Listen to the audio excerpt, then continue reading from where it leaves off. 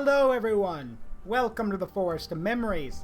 I'm Zrook Windcaller, your guardian, your high remembrancer, and your arbiter, and the reminiscing bard of Twilight. Well, here we are again. Yes, Grinex, happy 8-8 day to people who celebrate it. But we're here back for more Tavern Talk. The last time we were here, things got, rough, to say the least. Things were, interesting.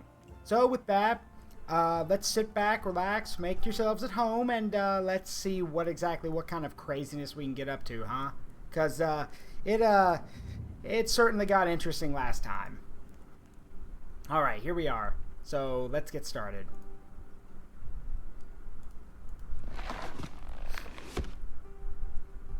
I can hear those guys. Sorry if y'all hear it, but I can hear those guys outside doing my,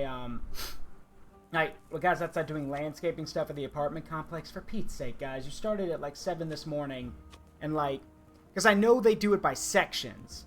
They do it by sections, and they don't do like the whole thing. They like the whole apartment complex. They do it by sections, and they started mine at like, oh, okay, y'all can't hear it? Well, I can. It's right next to my window.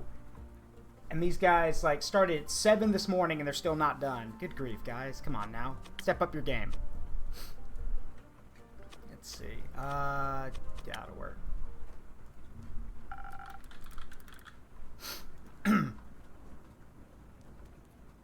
Right. So the last time we were here, yes, Melly is alive. Thank God for that. So that's good to know. But yes, she's back. But that means Fable went off on her own, and we don't know what happened to her. So let's continue. Can we move on to the story now? You got somewhere to be? Nah, but I'm getting bored. We got to Morlia, an island so small it's basically the tower's wild backyard. As I walked between the crystalline roses, I expected to see secret passageways hiding behind every corner. I almost brought you back a rose. Why didn't you? I thought you wouldn't like it. I would have. Oh, okay, that's, moving on. The tower itself reached so high, I thought it might be reaching out to kiss the moon itself.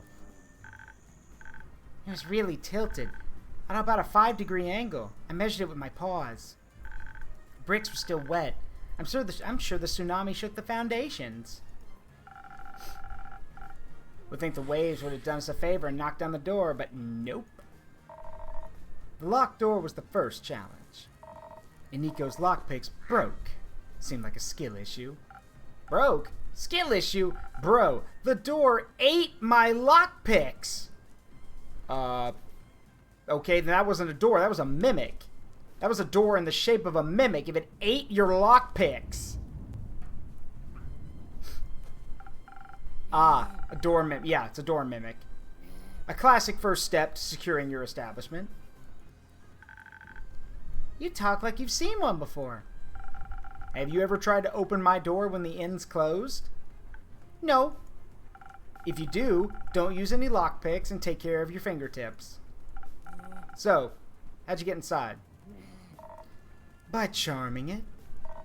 Hex forgot his spell book and couldn't get the arcane lock-unlock spell to work. What kind of wizard forgets his spell book? I mean, okay, I know a few wizards in fantasy stuff who do forget their spell book from time to time, but good grief. Yes, it ate my lockpicks. It ate my lockpicks. Yeah, referencing the pencil thing. Yeah, I know that. He ate my pencil. Yeah, I actually understand that reference. Again, I thought Hex was a sorcerer, not a wizard, but okay. And obviously, he wouldn't let us in just like that. So I decided to play the mimic a tune. Yeah, that was amazing, bro. Your fancy tunes are the GOAT. I was nervous. I never played in front of a mimic before, so I wasn't sure what their taste in music was. I decided to play something emotional, something that would melt its metaphorical heart. A song of woe. Who would have thought it'd literally melt? Yeah. I began playing the first tune and the lock started weeping before I reached the chorus. Tears were streaming down its face. And as if they were very hot or made of acid, the door melted away. Afterwards, the lock lay in a puddle of wood, sobbing and thanking me for my performance. That's not a very sturdy lock. It just sounds very in touch with its emotions. We stepped over the door's remains and into the tower. It was so much taller and bigger on the inside. Like a pocket dimension. It's so freaking cool. Except, a tower can't really fit in your pocket. Bet.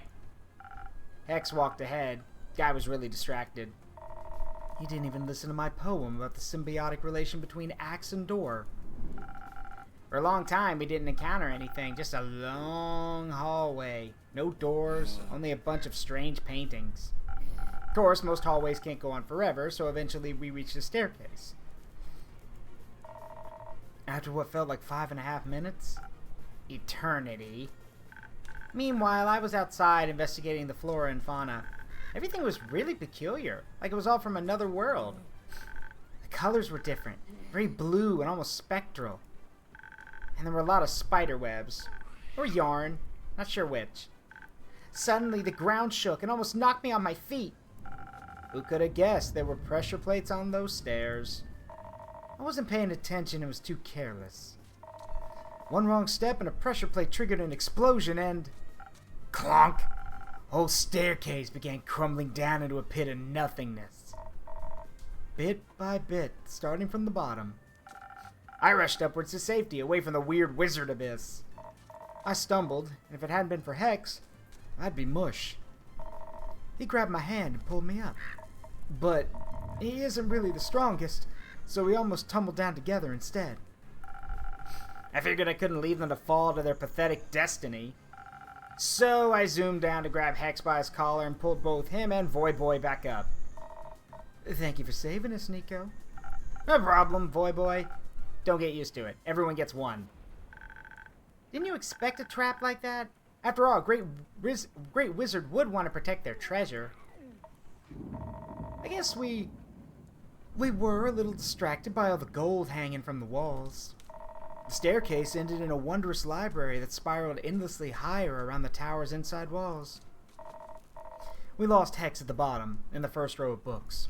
A lot of them were drenched. Didn't seem like the tower was waterproof. There was still primordial water dripping from somewhere above. Ugh, excuse me. Couldn't make out the ceiling either. Tried to reach it, though. Second story of that spiral staircase library had 3 paths leading away. Each path ended in a door, and all 3 doors were closed and marked with ruins or paintings or rusty old locks. Ooh, bubbles! I got sucked into looking at the library's beautiful murals. Each of them depicted a different story. One of them was a mosaic of mirrors. That one was my favorite. Watching Hex look at books was like reading a thriller. Almost every second book was rigged with a trap, but he figured out the pattern pretty quickly. Hey, Telling, what's up? Something Fibonacci. I don't know. Once I was able to pry myself away from the murals, I started looking for spell things. I knew Hex was most interested in those, and you know, you help when you can. I didn't. I mostly looked at all the small treasures lying around. The wizard had this really cool staff with a chunker of a gemstone embedded at the top. Imagine the damage I could do with that! But I also found something else that was really cool. Here, take a look! It's dope, right? I can't even see what it is. What is this? Yes, what is this? Unfortunately, Voi's arm is blocking the view. What is it? A weather jar? Duh. Shows what the weather is like in another realm. I see. Let me guess. Avalon? I knew you'd get it. I found some spell scrolls. One of them had golden runes on it. Hex liked that one, but he didn't love it, you know. Then, nestled between a few red velvet armchairs, I found a glass case. Had a golden frame and a scroll placed inside, neatly in the middle. The scroll was floating and all that. I knew Hex was looking for more spells, so I called for him. As soon as I mentioned an oddly floating scroll, he came sprinting upwards, staring at the glass case. He already had another scroll tucked away into his coat. Honestly, I was expecting him to be carrying half the library at that point. But I guess that would have been too heavy for him. Of course, the stupid glass case was also a puzzle. Had no lock, no lid, no nothing. Just glass and a gold frame. Scroll itself was glowing a promising blue. Okay, well the solution to that then, if that's a puzzle, is either just smash the glass and take the scroll, or you ask, I guess you can ask the scroll to come out of the case. I don't know, it's usually something like that. It's like that joke from Ratchet and Clank 2, you know, use rock to break glass to get wrench, use wrench to, no, I'm sorry, what was it, it's basically like, you know, the new wrench is in a box, and the box has glass around it. And it's like, in case of emergency, break glass. And then it's like there's a rock next to it, and they're like, in case of emergency, break glass, use rock to get wrench. Or something like that. I don't remember the full details. Inu would know. I suggested breaking the glass, and Hex gave me his finest death glare. So, he investigated the puzzle himself. Oh, excuse me. While they were doing boring side quests, I made sure to stuff my pockets. Found a jeweled silver paperweight shaped like a bird that'll make for a great blunt weapon. Hex was too scared we'd destroy the scroll by triggering another contraption, so he suggested we look in the adjacent rooms. The riddle doors. Hex only had to look at them for a mere second before figuring them out. Apparently all of those murals and runes were referencing a story hidden somewhere in the library. So he made us search for it. It was tricky. We didn't want to trigger the book traps after all. It's like the library knew what would tempt us the most. Ooh, excuse me, I do not know why I'm yawning. Yeah. I kept seeing books about forgotten songs, rare instruments, and romantic poetry. And I saw books about burglary and fraud. Of course.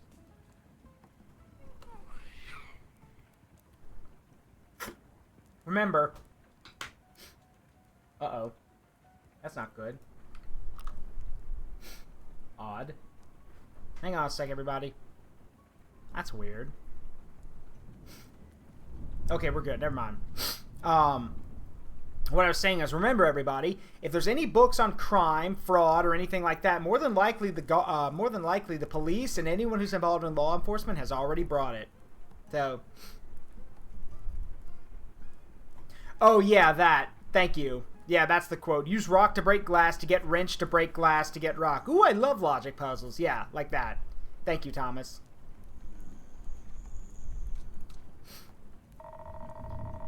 Even had to tackle you to the ground one time so you wouldn't blow us all up. Who can resist a good scheme? It was kind of exciting, seeing Hex hop up and down the stairs looking for the right books. First password was password. Second password was passwords past the password. And the third one was passwords past the password's password. You wish. But no. It was 1, 2, 3, 4. Oh my god. The second one was kind of clever, but really, password and 1, 2, 3, 4. That's just asking for your shit to get stolen. Easy to crack. Good for you. First room was an alchemy lab full of apparatuses that I'd never seen before. Most of the liquids had gone dry, but Hex insisted on taking whatever was left along with us anyway. Wouldn't let me taste any, though. The nerd was more interested in the study hidden behind the second door. He was really determined to crack all of that old wizard's mysteries. We helped where we could, but listen, I only have like 3 brain cells. Soundscape of the tower was kind of depressing. Silence broken only by the dripping of water and the creaking of old wood. So I sweetened it with a song. It was very easy to get into the flow with that bomb music, Voyo. Thank you. Hex didn't find a key to the glass case, but he at least found a blueprint showing how it was built. Maybe he can find out how to open it using that. Oh, thank you for the care package. That'd be nice. He was pretty beaten up about everything, though.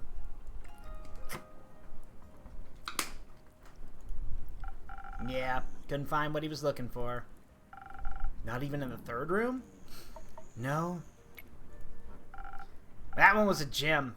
Didn't know wizards worked out. Maybe it was just a distraction from the hidden vault. A hidden vault. Anything good in there? Oh yeah, more than our arms could carry. Bunch of artifacts, most of them probably cursed.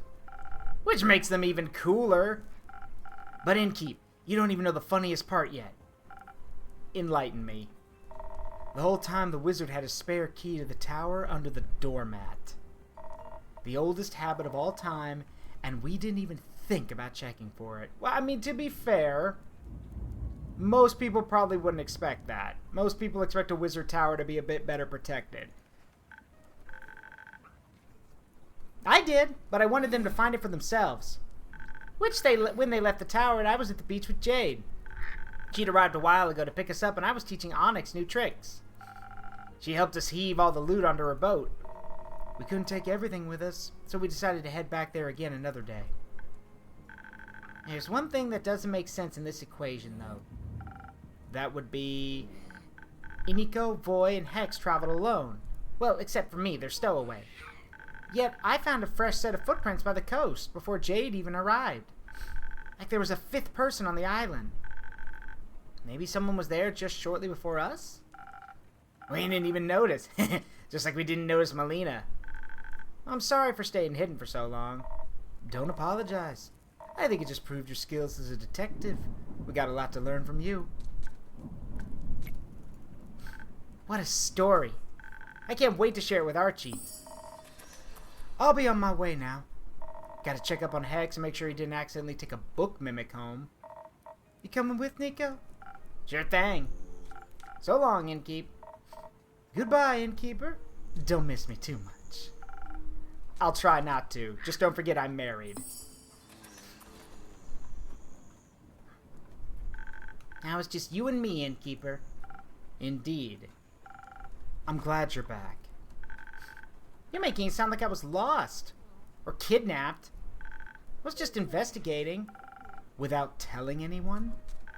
I don't need to tell anyone where I'm going. People care about you, Melly. They get worried if they don't know where you are. Oh. I'm not used to that. But I care about people too, like you. That's good to hear.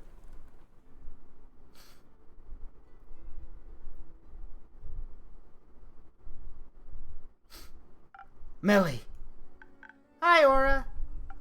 Hi, Dave. Oh, that name is so outdated. You're back. I am. Did you miss me? Did I was just very worried. What? You called me Melly. What about it? You've never done that before. I'm sure I have. You even said you never call me Melly. I'm just glad you're back. Welcome back to my tavern, Dave. That's a cute one. Yeah, I got it on my latest quest.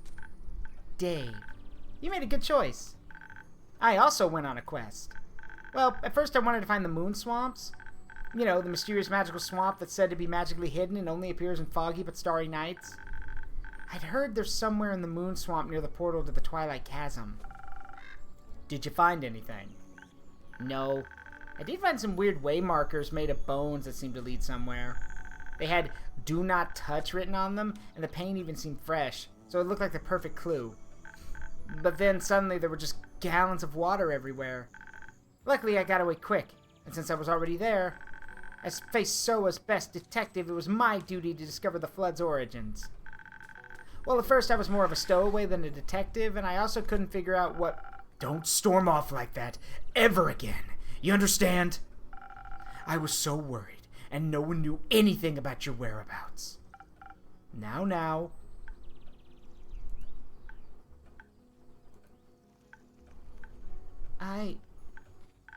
I'm sorry. No, I'm sorry. I shouldn't have yelled at you like that. It's just... I haven't cared about anyone in so long. And with you and Fable both suddenly gone, I didn't know what to do. I thought you didn't care. After you went away, even though I asked you to be more careful. I thought maybe you didn't want to be my trusty assistant after all. so I went to investigate alone. I'm sorry for leaving. It's alright. I'm used to people leaving and not coming back. I do care. I'm just new to this whole honesty thing. I'm kinda new to this whole empathy thing. Yeah, I figured. If you'd like, I could fix you a drink to help you find your words again. Don't know if I'm up for trading another secret in exchange. It's on me today. You've got enough to worry about. So, let me see what I can do for you.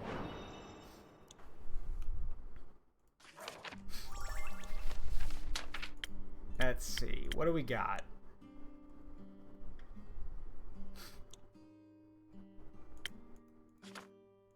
Nah, let's go with a spoken heart. Because as the thing says, it's perfect for repressed individuals. So, 1 shot of Ignis. We'll go with 2 shots of Charisma to start. 1 shot of Constitution. And then we top it all off with the last of the Charisma. There we go. 1 spoken heart.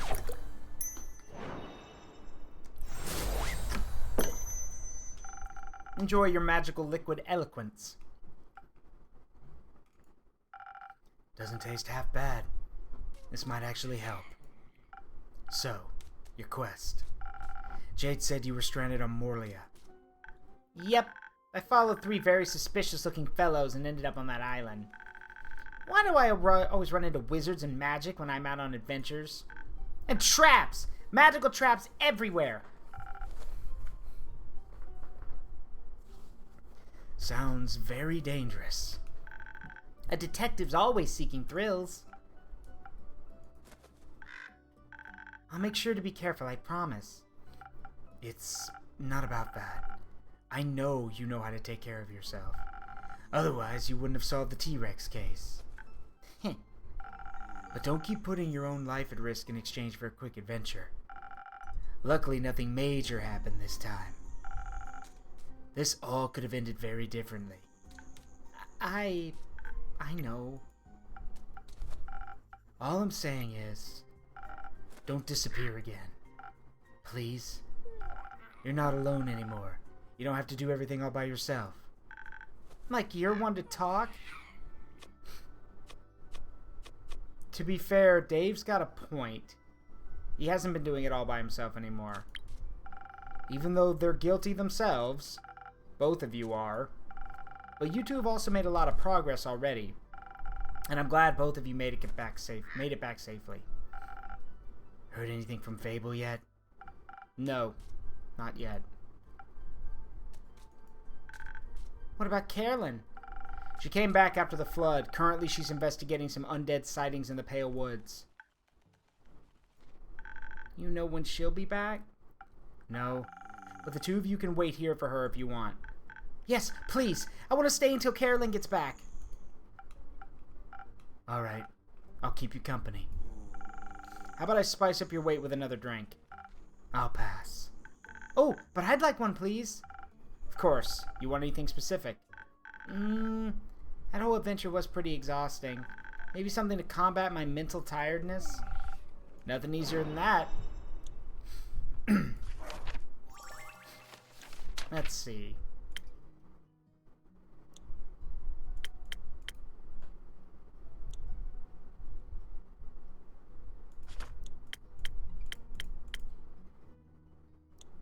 Yeah, it's easy to do. A sparkling nebula. Mainly because it's meant to spark your mind. So, 2 shots of charisma. And 3 shots of intelligence.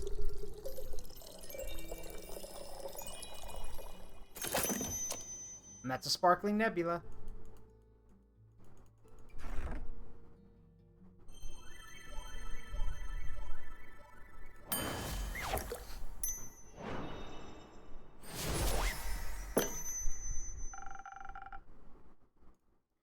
Let's see if this will wake you up again.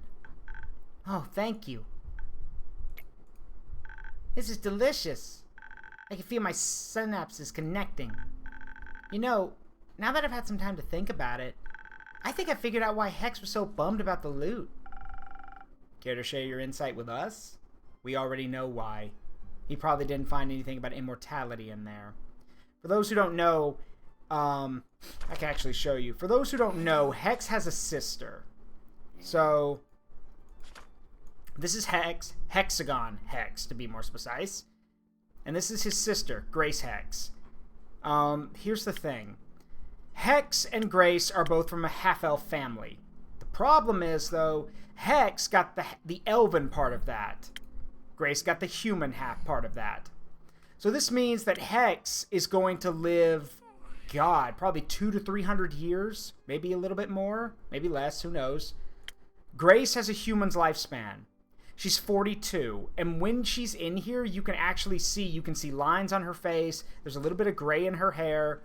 She is getting up there in years. And this terrifies Hex. Terrifies him. Because he cannot imagine being without his sister. So he was going there to look for a solution to immortality. Hey, Makeon, welcome. Hope you're doing well. And yes, Makeon, for those who don't know, Makeon is one of the, I'm just going to call them the main artist of Tavern Talk. But they're one of the artists for the game, and yes, Hex and Gloria Hexagon Hex and Gloria Hex are their favorite characters, which mostly Hex, or sorry, Grace Hex, sorry, mostly Hex. And I will admit to Makeon, Hex has grown on me a bit. I used to constantly think I'm like, oh, it's this arrogant, kind of like, he's not a dick, he's just an arrogant, little bit up his own ass. But then again, when you're as talented as he is, hey, you can be as eager, you can be as proud as you want if you can back it up, which he does. But I also feel for him because, again, imagine looking, as I've said before, imagine looking in the mirror day after day after day and seeing yourself not aging at all, but watching as your beloved sister gets older and older as the days go on. So, but of course, he has a younger sister, right? Which always struck me as odd. She looks so much older than him. So what if she just ages faster than he does? And he expected to find some very special loot in that wizard tower. But he didn't find it. So what if he was looking for something to extend her life? Like a scroll of immortality. What a foolish idea. Hey! Not you. Hex. Even if it's tempting, those are powers that no one should interfere with. I agree. What if she turns into a zombie? Not that! No. Y'all are missing the point. A scroll of immortality means that she would never die, but she would keep aging. That's the problem. She would keep aging. She would get to the point where she would literally be nothing but a husk that was incapable of doing anything. Like, that's the frightening part. Immortality is one of the most terrifying things when you think about it logically. Because every bad guy or good guy turned bad, or maybe good guy in general, who wants immortality for something is never prepared, at least in my opinion, bubbles, is never prepared for the costs of it. Because, again, immortality seems great on the surface, but if that immortality doesn't come with eternal youth, well, yeah, you'll live a long time. Won't exactly be fun after you get to a certain age. Yes, Makeon's right. It depends on the clause and the rules of immortality. But the most important thing about immortality is that even when you get it, even if you can't die, even if you're perfectly healthy for the rest of your life, that doesn't apply to everyone else. You will have to watch as those around you get older and older and die. Like, you have to watch as your family dies, then your children die, then your grandchildren die, and so on and so on and so on. There is only so much someone's mind could take. Even the people with the strongest mental fortitude would break at some point and want to die. But that's why immortality is a curse. It's not a blessing. It's always a curse. Hell, you guys ever wondered why in so much, like, in forms of media why gods are so disconnected, or why those who ascend to godhood become so disconnected from reality. It's because they don't have to worry about that. And especially for those, and yes, I'm getting to that, Makeon, but you're right. The thing is, with those who achieve apotheosis and ascend to divinity and become a god of some kind, okay, great, you're a god. One problem, though. Now, same principle. You have to watch as everyone around you dies. And this leads to two things. Either the person, like, if they have the mental fortitude to bear it, then they're probably going to be a very broken and shattered person. And it'll be very hard to connect with them. Or the person could end up being an absolute wreck and basically take out, take out their frustrations on everyone else, because by that point, like Makeon said, people wouldn't be people anymore. They'd be pets, animals, rats, maybe even less than that. Because you're not, if someone achieves apotheosis, they're not like you and me anymore. They're beyond that. So things like time, youth, age, those kind of things, those don't bother a god. So that's why gods are so up their own ass in a lot of media. It's because they can't really afford to think about those things because it'll drive them nuts, or they just don't care.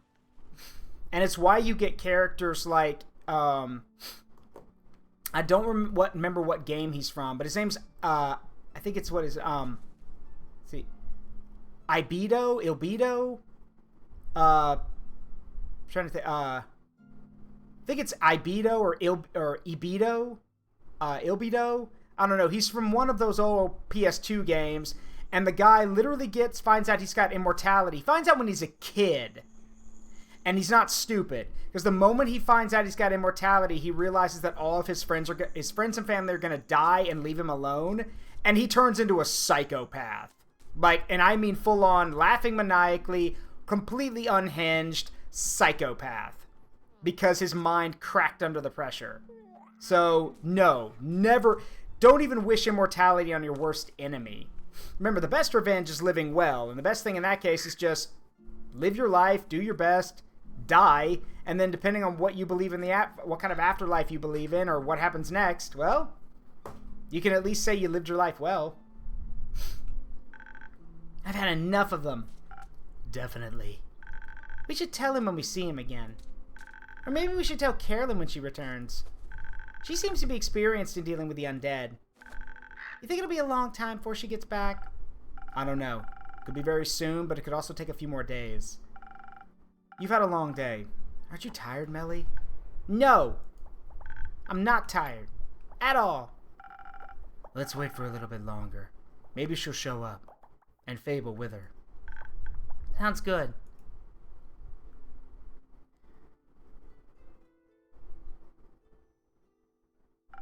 Did she fall asleep? Yeah. Maybe I should bring her home and wrap this up for the night. That's a good idea. You should get some rest as well.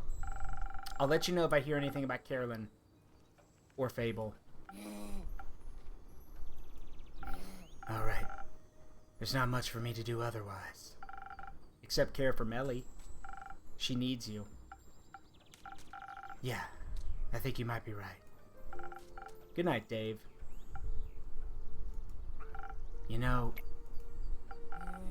Forget about it. See ya.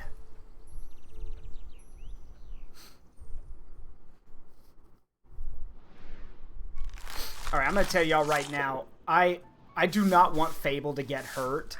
So the moment she comes back, I don't care what the situation is. I don't care how angry I am. I'm gonna be in tears. Because I want to apologize. I've gone back and watched that VOD, and I was ruthless to her, and I shouldn't have been. The things I said were completely unfair, and I was a jerk. So when she comes back, I'm going to apologize. It's, again, like I said, I see myself and the Innkeeper as two different characters. I need to apologize.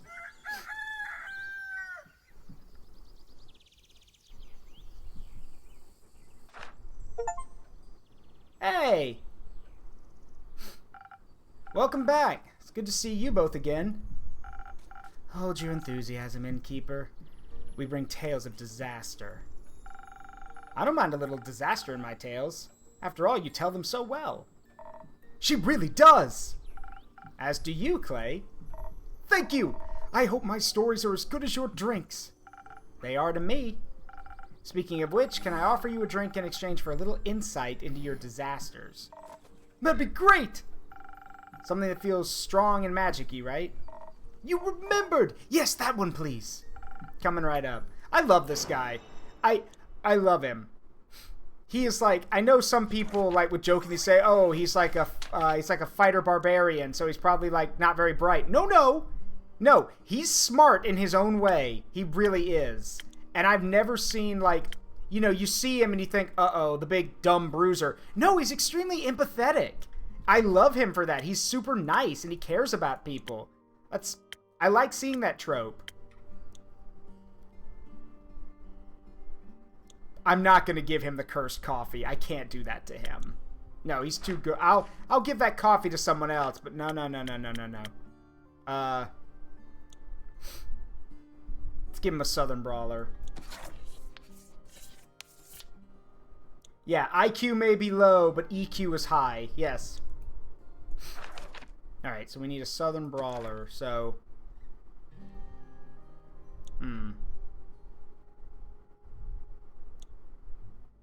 Right.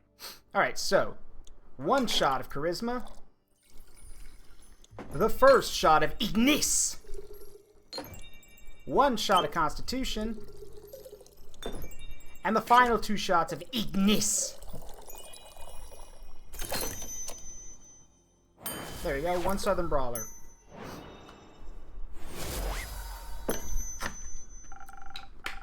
Something tasty and strong, but hopefully not disastrous. Very tasty, very strong. You've really got the best drinks around. Happy to hear that, Clay. Tia, you're bursting at the seams. How were the archives? Fun! Were they? Mayhaps. The bleak stalkers were... bleak. Cute. Cute. Very! Jade told us where to find the entrance to the archives. But when we got there, we found it surrounded by bleak stalkers. They were quite numerous. And so... shaped. I decided to ask them if they could let us through. And I thought he might need some help with that. So I called on your honey flowers and I extended my divine light to him. It made him glow softly, and they all flocked to him like moths to a gentle flame. Did you know they have velvet wings that can fold into their bodies? I didn't. That's fascinating. They were so cuddly and showed off their crawling skills in exchange for carrots. I asked them if they'd like to be our tour guides, and they were so excited.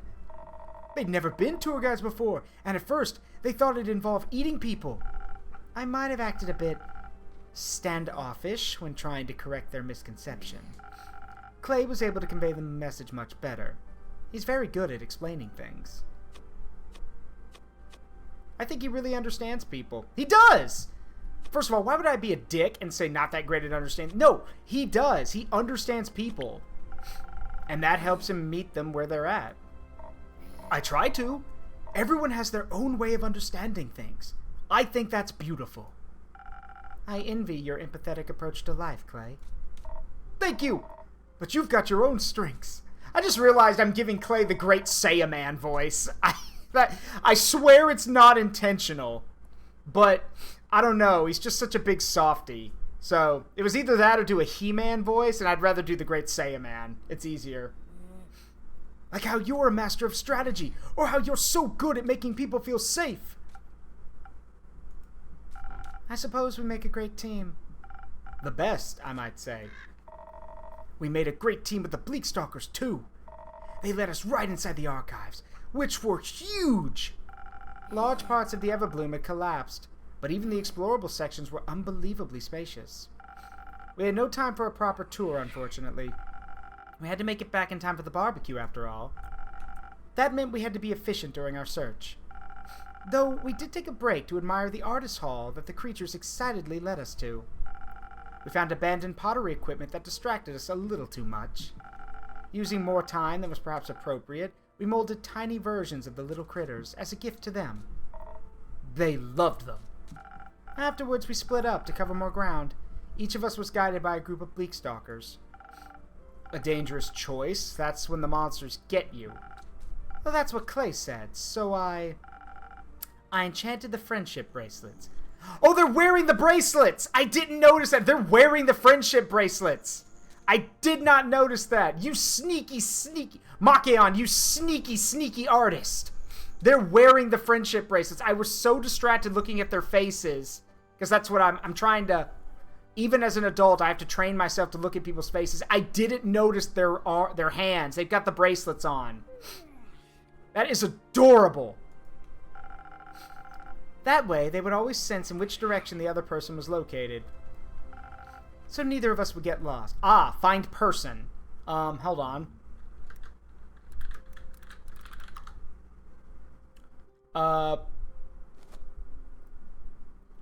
So, okay, locate creature is the name of the spell. I guess you could use it as a way to locate a person. Locate creature. Well, D&D Beyond doesn't want to play nice, but I'm pretty sure locate creature is a pretty low-level spell. Pretty sure. I'm pretty sure. Hang on. God, this is taking forever.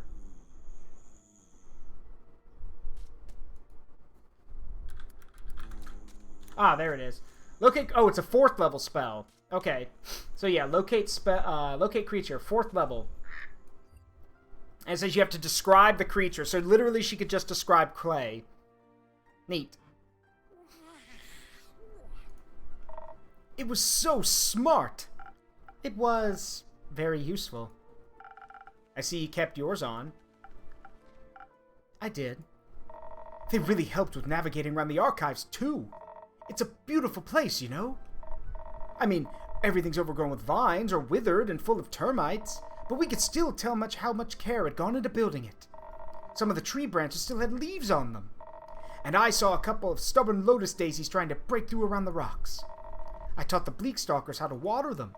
They loved drinking out of the watering can, but they also enjoyed sharing their water with the lotus daisies. Hopefully they'll get stronger again soon. Oh, Bubbles! Yes. Renew's happy to see you both. What a shame. All that effort that went into building the archives was for nothing. Never say that.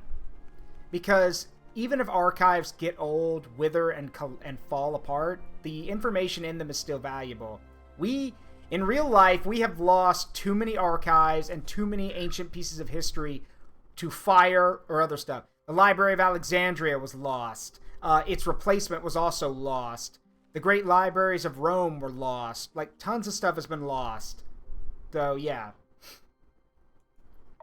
But it wasn't. It meant something to someone once. And I could still feel that love in it even during our visit. Maybe it'll even bloom again. It's called the Everbloom, right? Like forever? I wonder who named it. We should go back sometime and see if we can find any information about the archivists. I bet they know some great drinking games. Perhaps we should honor their contributions by studying the knowledge they left behind. Why not both? They should be people first, symbols second. Thank you! Thank you! How is it that well, I'm not surprised, actually. Of course, the empathetic barbarian guy actually understands that they are people first, symbols second. And this goes both ways on things. As people first, they are, they need to be respected, treated right, and treated how you want to be treated. But that also means that, again, as people, they're not immune to things. There's this weird idea now that when someone becomes too big of a symbol, that they're immune to the things a normal person is immune to. That's not true. That'll never be true. So, no. I like that. People first, symbol second. Oh, yes, I guess both could work too. Good idea, Clay. What else you find in the archives? Besides friends and the beauties and horrors of time, I mean. I got a little distracted when I asked our new friend to point me towards the cooking section.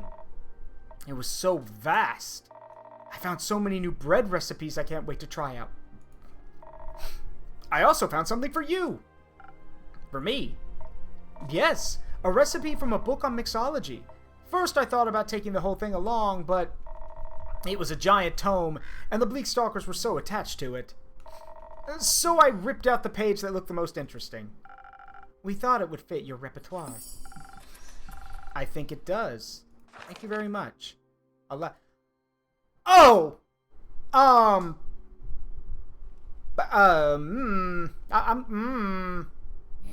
That...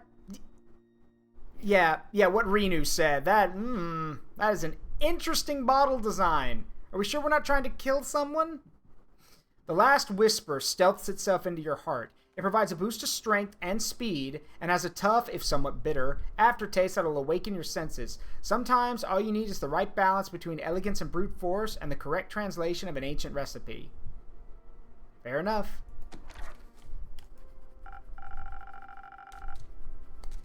As for me, I asked them to lead me towards dangerous knowledge, and soon found myself in a hidden study.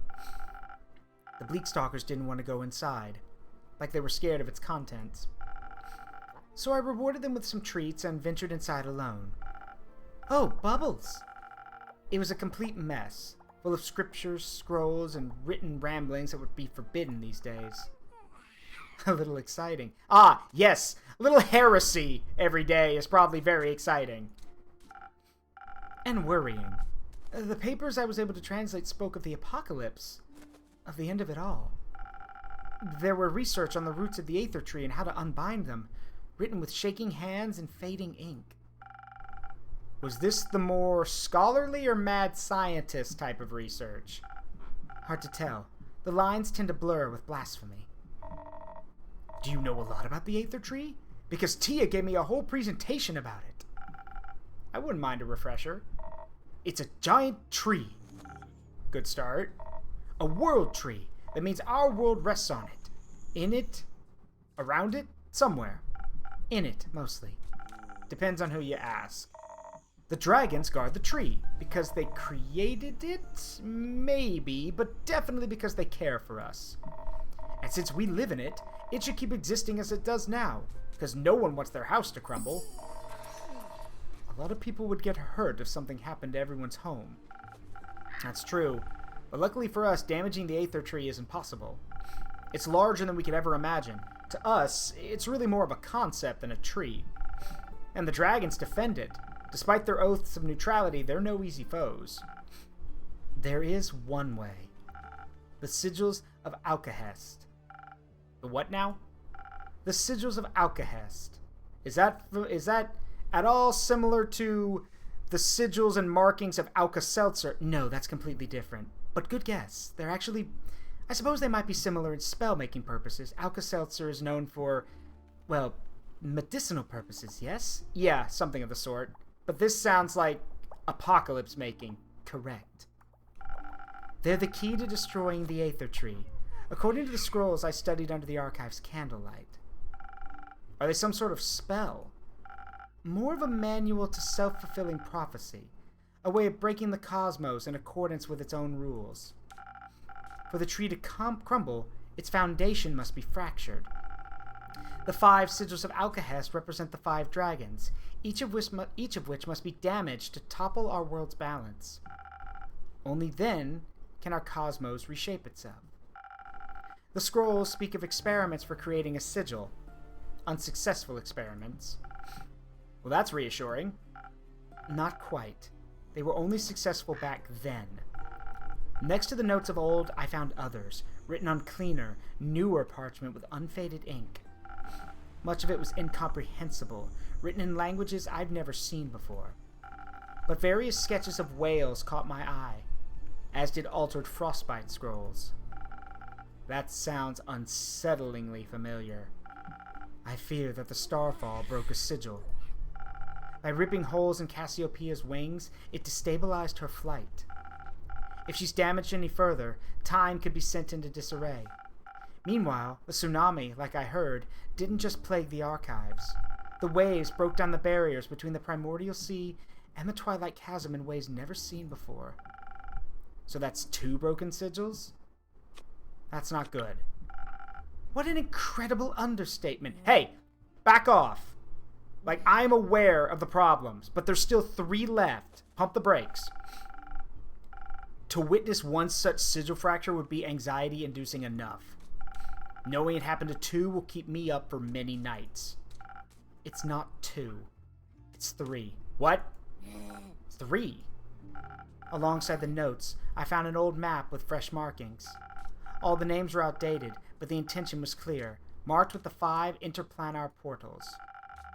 30 years ago, their sudden appearance tore fissures into Gaia. I believe they were the first sigil. Oh, great! So someone, for 30 years, has been plotting the apocalypse. Great!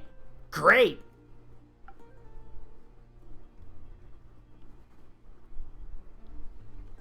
Great. Oh. Fuck. Where's that? Where's my damn... No. Long has it been since we talked last? Long has it been since everything has been seared away by the cold flames of death? I wish I could still remember our last conversation, but it's waning memory. Waning memory. I can only imagine how you enjoyed running away, wishing to forget whatever was between us. Maybe you did for a brief moment for these 30 years. Uh-oh. Oh, dear. Well,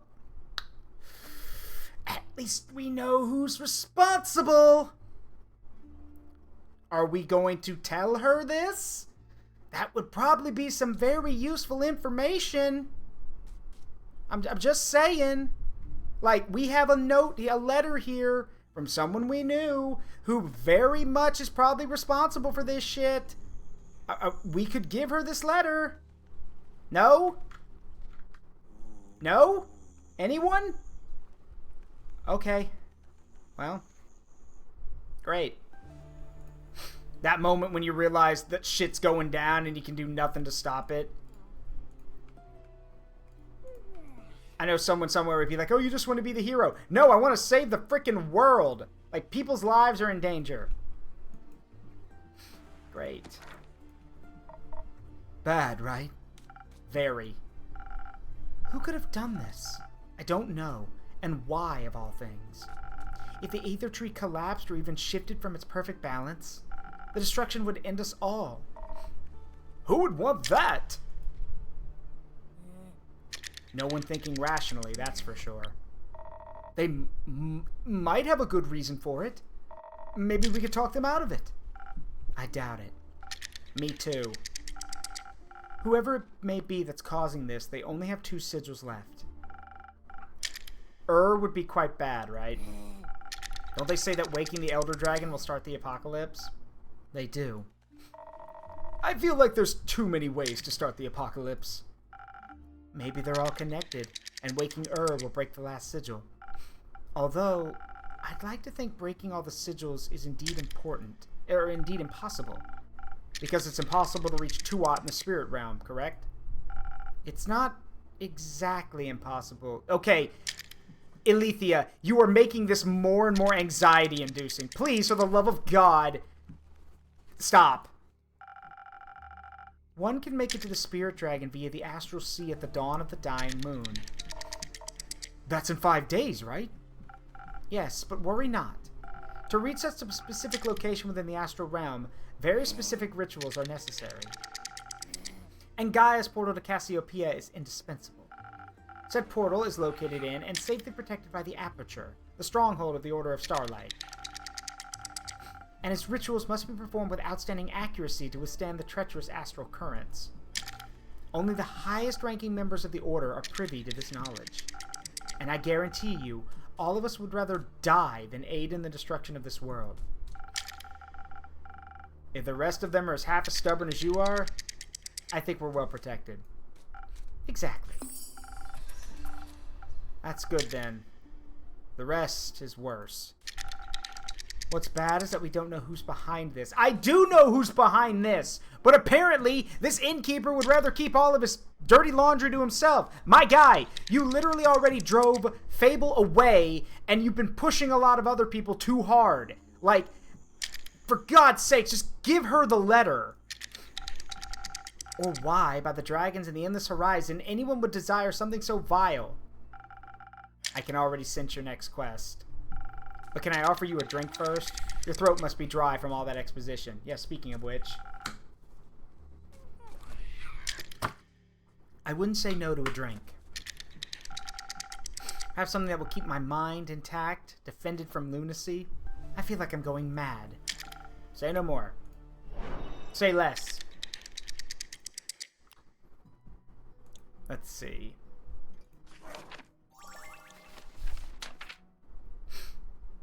One high defense potion coming up. This steel tonic should help you out. Alright, so.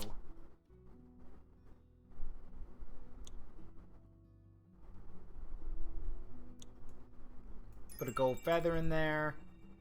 And then 3 shots of Constitution. And then 2 shots of Ignis. Wait. Oh. Right, I forgot. I need to take that out. Oh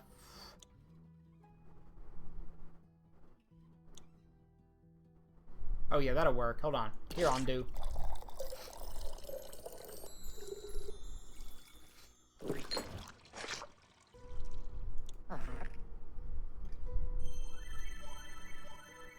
Let's see. This'll work. Let's see. So, 1 shot of Ignis, and then 3 shots of Constitution.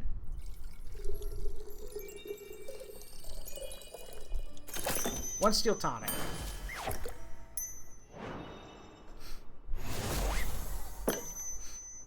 A delicious defense against the absurdity of evil plots. Thank you. This makes me feel a little less conspiratorial. I needed a breather. You know what else would make for a great breather? Fable's barbecue?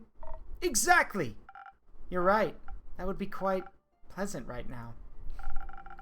I hate to be the bearer of bad news, but I don't think the barbecue's happening today. Fable hasn't returned from their quest yet. Oh. What quest are they on? Finding Melina. But we just saw Melly on the way here. Perhaps they found another quest while out. Heroism can be infectious like that. Innkeep, what kind of drink did you mix them? None. Maybe we should go look for them. Maybe so. I don't...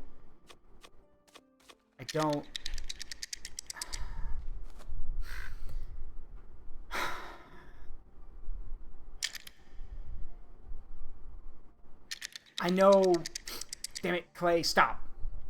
I know... Hold on.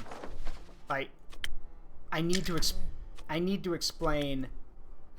I need to explain my mindset here. I know it seems natural to just jump for the... Yes, go save her. But the thing is, me trying to do stuff for her, me trying to control her destiny, me trying to do all those things is what pushed her away in the first place. Granted, Fable was being stupidly stubborn, almost suicidally stubborn. But at the end of the day, I'm the one who told her no. I'm the one who wouldn't help. I mean, she did run off on me, but I didn't make the situation any better. If anything, I also pushed her away. And the problem is, saying this, I don't know if this comes from the idea of, you know, she can handle this, I believe in her, or if it's the spiteful thing of basically, no, she got herself into this mess, she can dig herself out. I don't... If it was the former, then I would click it in a heartbeat. I do trust Fable. They can handle this, whatever the situation. But I'm also afraid. I'm afraid because if these two are scared with that answer, then, God forbid, Fable is probably in danger. So, yes, please do. No one has seen them in days. And the last thing I said to them, I'd hate for those words to stay the last. Please help me find them. Of course. I'm sure they could slay any monsters without us, but some extra hands couldn't hurt. But you'll have to deliver your apologies yourself. Was already planning on it. I'll slay that beast when it comes to it. Very well. But first we must solve our urgent sigil problem. I feel like we're just missing one piece. A piece of what? Cake? Kyle, I'd like to order my usual cake, innkeeper. Kyle! Okay. This guy. Kyle, look. I love you. I think you're hilarious. But at the same time, your timing is awful. I don't serve cake. Never have. Oh, maybe you should. Another delicious delicacy would be also still no blood. Aww. The sorrow I'm feeling almost equals the grief I felt after the vampire glitter competition in 1389. Oh? I'd run out of glitter. I could serve you one of my usual drinks to alleviate some of that heartache. That would be splendid. I'd like something to enhance my immortal strength. No shopping bag shall hold me back today. I'll see what I can do. I know the perfect drink for you, bud. And I swear I'm not trying to hurt him. I am not trying to hurt him when I give him this. I promise you.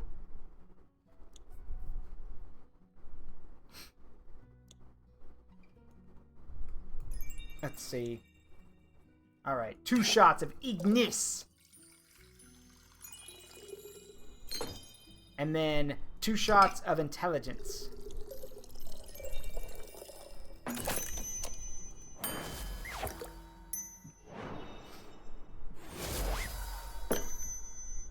Here, with all the strength of a raging fire. Is that a freaking Mulan reference? With all the strength of a raging fire, mysterious as the dark side of... Copyright. Hey, Maple, how you doing? Yeah, so, Maple, yeah, this is Tavern Talk. All of the ingredients for making drinks it's in Latin. So, Ignis, Contio, Pluma, Tempest, and Frigus. But yeah, I always say Ignis! Like Baldur's Gate. Oh, I just noticed the coffee's dripping out of the cup.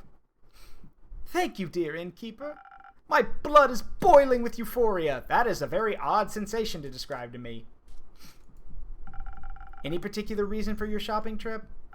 A very particular one, dear innkeeper. It is a matter of life and death. I must head out to purchase this wondrous sustenance known as comfort food immediately. What?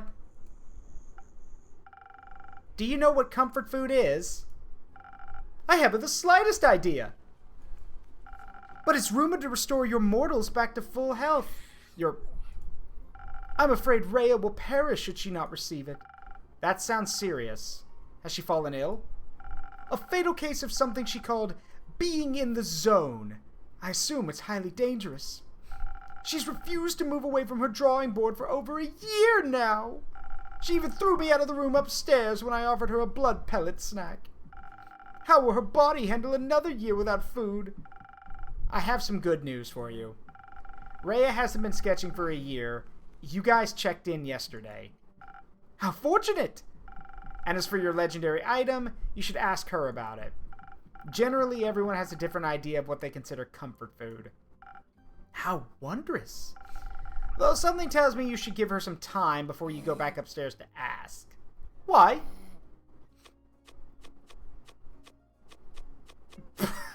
Her patience is on cooldown. I don't think Rhea is cold. Her room was very well heated. If anything, I think she's a very warm person. Right. Though I suppose she seemed a bit cold when I offered her blood. Let's give her some time to warm up again. Very well. I shall remain for a while. And once I have acquired the correct comfort food, I will make sure my friend eats every last bite. Okay, full disclosure here. I am waiting for the moment that just a snap of lucidity hits him, and he immediately starts speaking like, with the whole, well, allow me to explain. I've been alive for more than 2,000 years. I am waiting for that. Please let that happen. Please let this... He's a dork, and I love him, but please let that moment of lucidity just snap into place and let him give us everything we need. Like a vampiric mother hen to her vampiric chick. I didn't know there were vampire chickens. There aren't. Do you know that? Do you know that for certain? Yes. I could have sworn the ones at my family estate had fangs. Chickens can't develop teeth. And here I thought we were comrades in blood hunger. Chickens are still very fascinating, all on their own. Did you know they have very colorful dreams? Oh, that's nice. I once helped a wild hen with her dream journal. I'll introduce you two sometime. My favorite thing about chickens is that they purr when they're happy. That's actually kind of true. Chickens do have weird sounds that they make, and while I wouldn't call it a purr, chickens do make sounds when they're happy. It is kind of, yeah, it's kind of nutty. What charming creatures! The more I learn, the more they remind me of vampires. So simple, sweet, and ferocious, yet their origin harbors one of the greatest mysteries of life. Motherfucker. If you are about to ask the mystery of the chicken and the egg, I am literally gonna... Actually, I don't know what I'll do. I'd be This game... Damn it! Damn it! I knew it! I knew it! I knew it! I knew you were gonna do that! God, you brain dead moron! I love you, but I hate you! I knew he was gonna bring that up. Anytime someone says one of life's great mysteries, it's usually gonna be what came first, the chicken or the egg. For Pete's sake. The egg. The egg. Not going to weigh in? I'm intellectually withdrawing myself from this conversation. What? Oh, I see. Oh, I get it. You were going to say the chicken. Well, guess what? You're wrong. Because, for those who don't know, remember, dinosaurs, or certain versions of dinosaurs, evolved into birds. Most birds can trace their lineage back to dinosaurs. And remember, dinosaurs laid eggs. So the first chicken, or the lineage of the chicken came from an egg. So yes, the reason she's backing out is because she's like, oh shit, I would have made myself look like an idiot. But unlike this unsolved mystery, I do know how vampires were created. Would you mind elaborating? Weren't you intellectually withdrawing? As a cleric of Cassiopeia, humility is a lifelong objective that I strive toward. But clearly, temper and attitude are not one of those things. As such, I must admit when I need to concede words spoken in haste. Which would be now, I suppose. Please, Kyle, if you wouldn't mind expanding on what you just said. Certainly. It must have been over 5 centuries ago, when a scholar stole some of the immortal blood of the dragons. The scholar offered it to Queen Annabeth, who would become the vampire's monarch. I've never heard of Queen Annabeth. I think that was just the plot of a really challenging board game, Kyle. Oh, you're right. So then, Mike was real after all? Mike? Yes! It's all coming back to me now. The first vampire that walked this world was the infamous Mikhail. That's Michael, but it's Mikhail. Mikhail. But most of us just call him Mike. He had a very close connection to the spirit dragon in his domain. Eventually, Mike struck a deal with Tuat. In exchange for guarding the dragon's realm, he would get to live forever. But that didn't work out, I guess. Well, old Mike didn't read the fine print. The spirit dragon turned out to be a trickster. Must be a bronze dragon. Tuat turned him into a new form of undead creature, invulnerable to age and disease, but still weak to the blade. Blood was the only thing he could stomach to consume, and with time, even sunlight became intolerable. Mike was no longer welcome among the living, but the dead didn't want him either. And that's how the first vampire was created. Fascinating. There's so little known about the spirit dragon in his realm. Kyle, just how do you possess knowledge that's considered ancient by today's standards? Kyle? Is your name Mikhail? You're Mikhail. You are him. You're Mikhail. You're the first vampire. You've got to be. Because you named yourself Kyle when the name was Mikhail. You've got to be the first vampire. What knowledge? The knowledge you just told us about. Ah, I stumbled upon a grimoire I bought the other day at the local bookstore.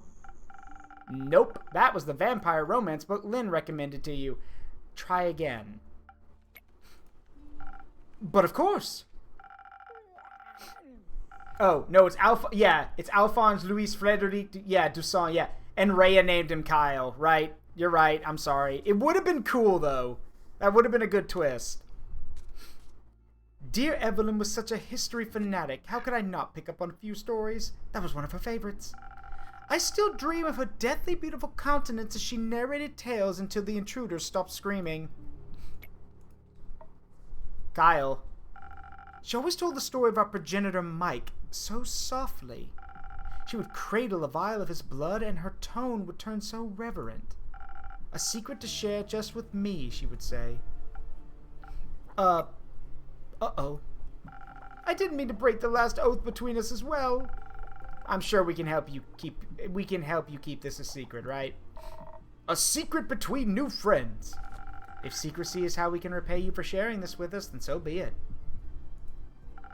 Since you seem to have been very close to her, I wanted to let you know. We traveled past Morrow Castle on our way back. It looked awfully damaged. The destruction looked so fresh. If only we had passed by earlier. Clay even spotted a heavily armored silhouette a short distance away from what remained of the castle walls. We hurried over as quickly as possible, but the shadow was gone by the time we got there. As it was, only rubble remained.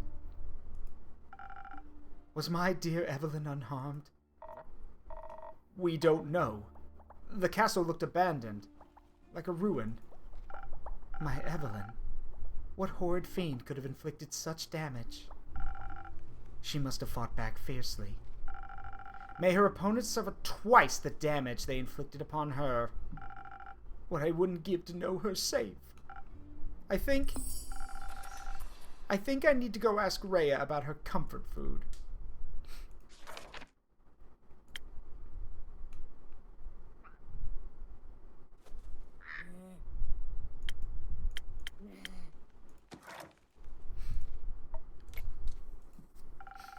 Let's give him some time to come to terms with what he just learned.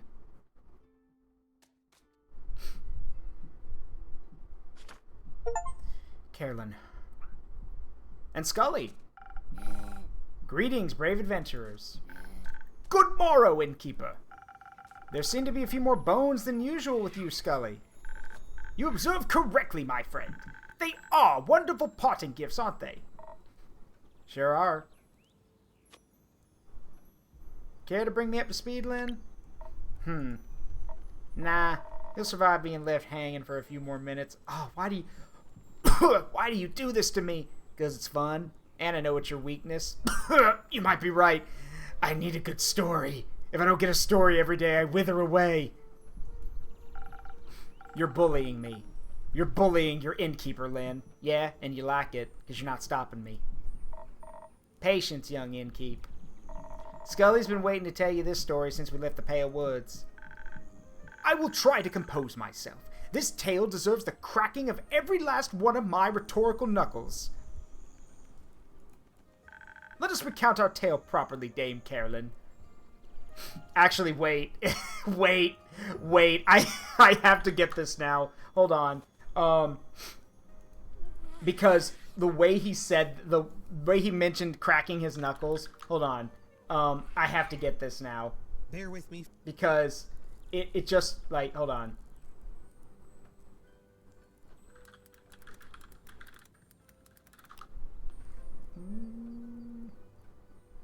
I might have to check Twitter for it, but there's something I want to show y'all.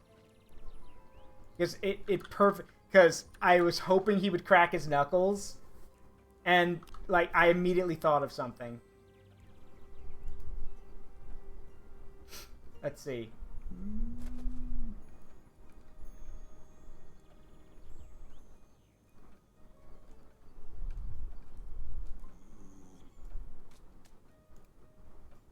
Let me see if I can get it real quick.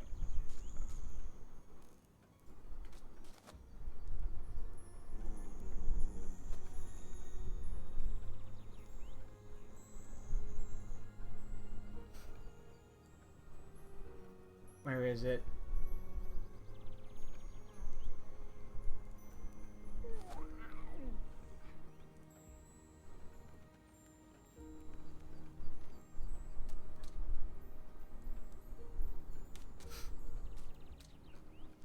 Okay, well, I can't find it right now. I'll have to ask him for it.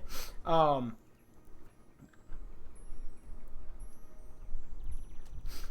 on.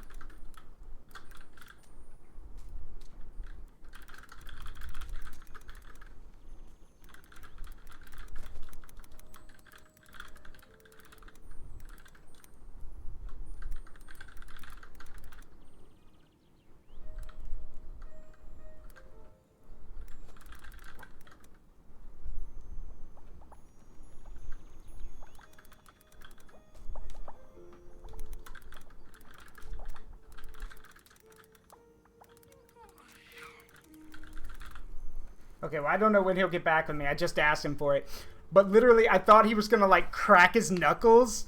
And it reminded me of a guy I follow on YouTube named Wombu. And Wombu's character is a Chandelure. And he made a joke. He goes, well, I guess we have to get down to business. And he cracks. He doesn't have knuckles. He just has, like, the parts of a chandelier. So he cracks both of them. And you hear them both crack. And then you hear... he recoils in pain. And so I kind of wanted to play that for y'all. Oh, well. Maybe he'll get back with me, because I just asked him, I'm like, hey, can you give me... can I get a clip of that? So, anyway, hang on. I think I can go for one of your drinks first.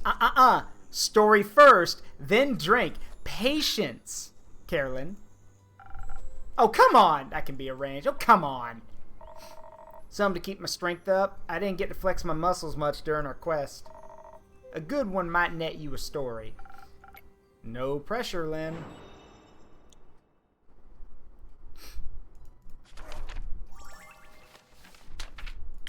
Alright, I know how to get back at her for this. Didn't get to flex your muscles, huh? Alright, I got something for you. Wanna bully me, huh? Alright, I got the perfect thing for you. She shall not be... yeah, you can't leave till the story's told. Just, you walk in and the door locks behind you. You're here now. Tell me a story. 2 shots of intelligence. And we top off our Ignis. Yeah, you want something to get your strength going? Oh yeah, this will get your strength going.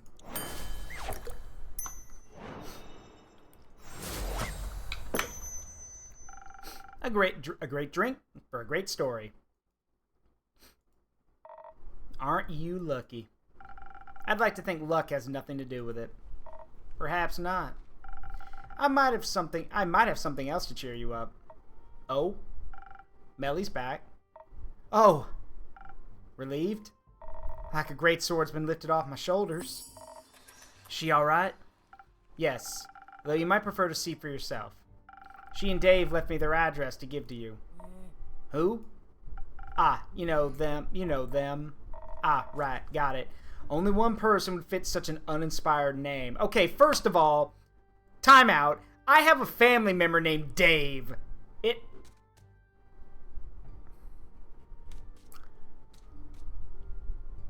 I mean, uninspired? I mean, it's not that bad, is it? Really? Like, come on, it's not that bad. I mean, it's a simple name. It's not uninspired. Damn. All right. They better have apologized to Melly or else. You'll have to find out the details for yourself. Just don't keep them waiting for too long. Don't need to tell me that. Fable isn't back then? No. Sure are taking their time. Feel like looking for them yet? No, they're capable. Just my patience is starting to wear thin. You had some to begin with? You're pretty chatty for someone within greatsword distance. Yes, and if you kill me, then you'll never get any drinks again. And if you attack me and I don't die, I'm kicking your ass out. So, again, I get what you're saying, but please, allow me to take some shots every once in a while. Right. Can I interest you in one of my drinks as well, Scully? With an offer like that, my friend, how can a skeleton say no? Perhaps something to enhance my aura? I would like to do the proclamation of this tale proper justice. So something with charisma. Not a problem. Not a problem.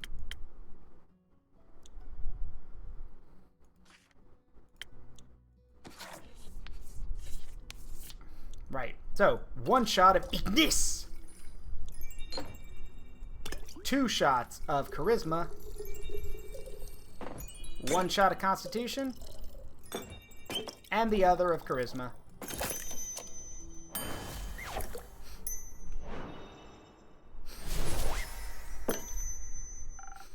Please enjoy. Oh my! They say manners maketh a man, but this drink alone has invigorated me plenty. I can almost feel the warmth of my flesh on my bones again. Pleasure to be of service? Our quest was confusing. Inspiring! My favorite flavor of quest. Not enough fighting in my opinion. Oh, don't be so down. Felt like my muscles were wasting away on the way back here. But the most important muscle of all received a superb workout. The brain. Metaphorically for me, of course. I've been wondering about that, actually. No. We're not even going to get started on that topic. I do have to agree, my friend. Let's not get distracted. Though I would be delighted to share my theories with you, Innkeeper. Let me know when you have an hour to spare. Or 5. Now, back to the task at hand. We started by making our way westwards, though our progress was slow. Any complications? Yes, quite a few. That's the first time I've seen him angry. That's Actually, that's the first time I've seen him angry. That's a really good, that's really good. Before embarking on this journey, I was woefully ignorant about the plight of the Fesoan farmers. The less than ideal weather conditions, the flood that ruined a lot of crops, and now the pesky undead problem. I was stricken for empathy for their struggle. The least we could have done was offer up our means of transportation or any soul looking for a better life further north. So we switched carriages. 3 times. By the 3rd time, we'd gotten so far off course, it took us a whole day just to get back on track. On foot. But once our hike was over, we did get to spend a wonderful afternoon with Dame Carolyn's cousin, Lady Danica. That was nice, I guess. He needed 2 sets of everything on his head just because... Oh! I'm sorry, that sound... Oh, God, I can only imagine. Yeah, you're overcomplicated, Scully. Thank you! The cousin with the undead snail problem, yes? Did you manage to liven up that garden for her? Sure did. Just had to set out some cabbage to leave them somewhere where we wouldn't be damaging any crops, and... with just 1 magnificent strike. Truly a sight to behold. It was just some undead snails. No need to have gotten so excited. To match the excitement, Lady Danica served us positively delightful cups of tea. Better than any accompanying finger sandwiches were some new facts I had gleaned from observing the snails. Even lacking souls, they still displayed some pack behavior. They acted nothing like real animals, of course, but somehow I was struck with empathy for their plight. To unconsciously seek out a manner of instinctual action, despite the lack of anything to grant them a conscious objective? Is there a more transparent yearning for purpose than that? He's getting philosophical on us. We were afraid he'd be way too rigid / without emotions, without mouth and skin, so we might have overdone it. I don't think so. I am glad y'all did it, but the thing is, because he's got eyebrows and because, like, the way he moves and his language, you can discern what his emotions are. If people are willing to like give him a posh voice, you can read and look at his facial expressions. You can discern the emotions. I think y'all did a great job, honestly. All the characters are great. I mean, they all are. But I do think Scully's pretty good. Like, y'all did a really good job. Let's see. My apologies. It appears when what they say about old age is true. You can't help but philosophize. And you couldn't help but relate. Well, in a way. One can't help but wonder whether any choice I make is truly my own, or just a post-mortem reflex of these old bones. Well, to be fair, I don't think I'm such a dandy man would frequent a tavern as often as you do. Perhaps even my thirst for knowledge. And yet your enjoyment of it seems genuine. Truly, innkeeper, you have a way with words. Just lots of experience. Though that may be, my worries seem rather foolish now. I count myself as quite fortuitous that despite all that my memory lacks, I can delight in learning it all again. Does it really matter, then, when where such an urge comes from? Anyhow, my apologies, Dame Carolyn. I completely derailed our epic tale. When the animator came up with whole hand and arm animations, we lost all worries. Ah, I see. Allow me to make up for it by continuing post-haste. We departed after that lovely cup of tea and finally headed for the Pale Woods. Lady Danica provided us with a cart and a trusty steed. A cow with the most lovely temperament. Wait, what kind of cow? Do you mean an ox? Or a steer? Because a dairy cow is not a... Well... Well, no, I guess you could use a dairy cow to pull something. Huh. Not the first choice, but yeah, I guess it works. Her name's Liselotte. Liselotte.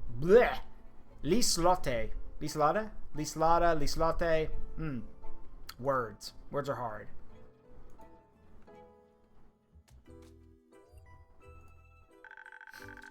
I made sure to greet the gentleman that passed us on our way to the woods. What magnificent shadow armor he was wearing. Something about it felt oddly familiar. We're gonna have to come back to that. Perhaps it was only my hope that we would look just as gallant after our quest. Liselotte valiantly took us to the edge of the forest, where maliciousness permeated the very air we breathed. What he means is it stunk real bad. Well, you were dealing with the undead.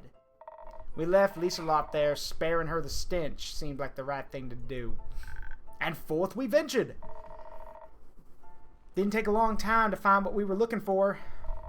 The place was crawling with them. Which also explained the smell.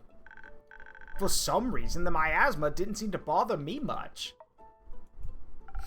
Most respectfully, you don't have a nose. Oh, of course! Anyways, there was a veritable horde before us, an army of undead creatures shambling their way through the forest. One gnawed tree at a time. They were awfully interested in those trees, it's true. I was itching to tear into them. But remembering the plan, I stepped back with a hand on my greatsword. The crucial part of a successful negotiation is that you don't go into it blind. And so we observed. The undead creatures were displaying similar patterns to those snails. They weren't just stumbling around senselessly. They seemed to be following a pack leader. A representative. That simplified things considerably. My first course of action was clear. I let Dame Carolyn know of my intentions. Seemed reasonable enough. While I circled the group to get to the leader at the front, she remained hidden in the shadows of the thicket. I walked up to the leader, another skeleton, making sure I displayed an open and respectful disposition. I suppose they were not open and respectful in return. Nope.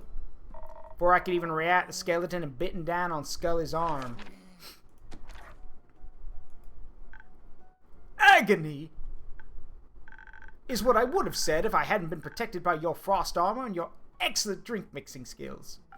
Always glad to hear my drinks are protecting my clients on their quests. My friend, your drinks are astonishingly potent. Maybe too potent. As soon as the undead creature bit down, their teeth shattered upon impact. The leader recoiled immediately.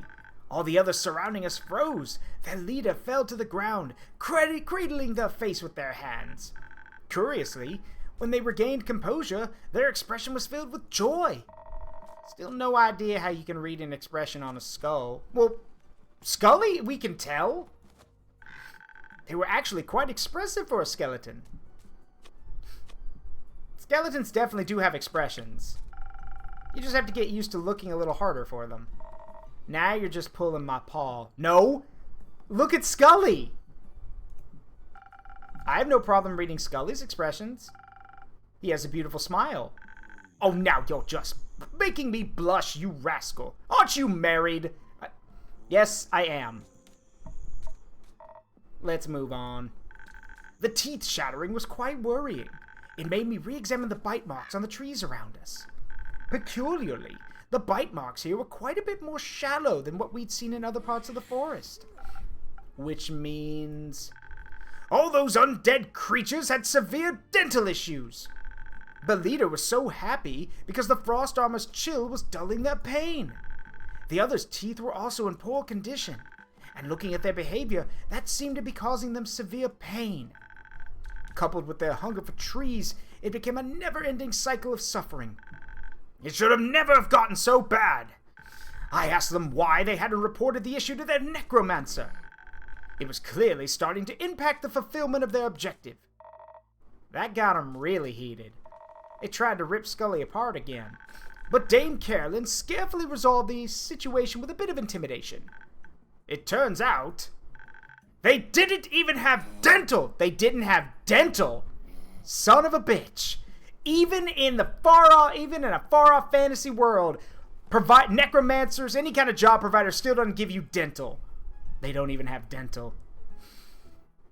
Okay, so I want to know, because I love this. I think it's great. But the other funny thing about it to me is that the first thing I think of is the scene from Shrek 2. And for those who don't know what I'm talking about, it's the scene where Shrek, Donkey, and Puss in Boots go to Fairy Godmother's business, and they speak to the secretary, and to get in, they're like, we're from the Union. The Union? And he basically tells them that, hey, we represent, the affairs of all creatures, good, evil, and benign. Oh, right. Have you ever felt like you've been, mistreated or oppressed? And he pushes the microphone out of the way. I mean, a little. We don't even get dental. They don't even have dental. Like, that's what I'm thinking of. Yeah, they don't even have dental. Carolyn, I'm with Scully on this one. They had no benefits. Nothing. They were just expected to be quiet and follow orders. Then they're slaves. They're not workers. What the hell? Like, seriously. That don't sound right to me. It's a scam, that's what it is.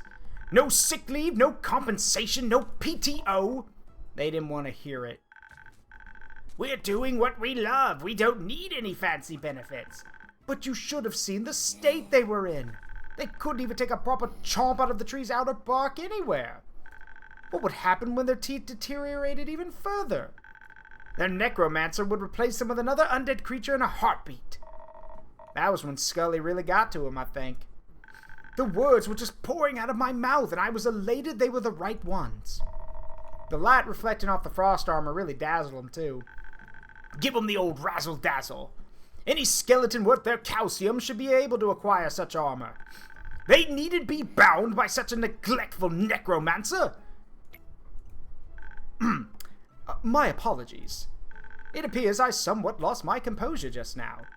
You might soon be contacted to host the first UFU gathering, Innkeeper. Union for the Undead. Hey, Makeon, do me a favor. I don't know who wrote the script for a lot of y'all's stuff, but I just want to let you know. That writer could have called them the UWU, the Union for the Workers of the Undead. But instead he went with UFU. And I think he did that because this writer knew, unless he knew what he was doing and decided to be cheeky about it, that if he had named them the Union for the Workers of the, Union Workers of the Undead, it would have been UWU.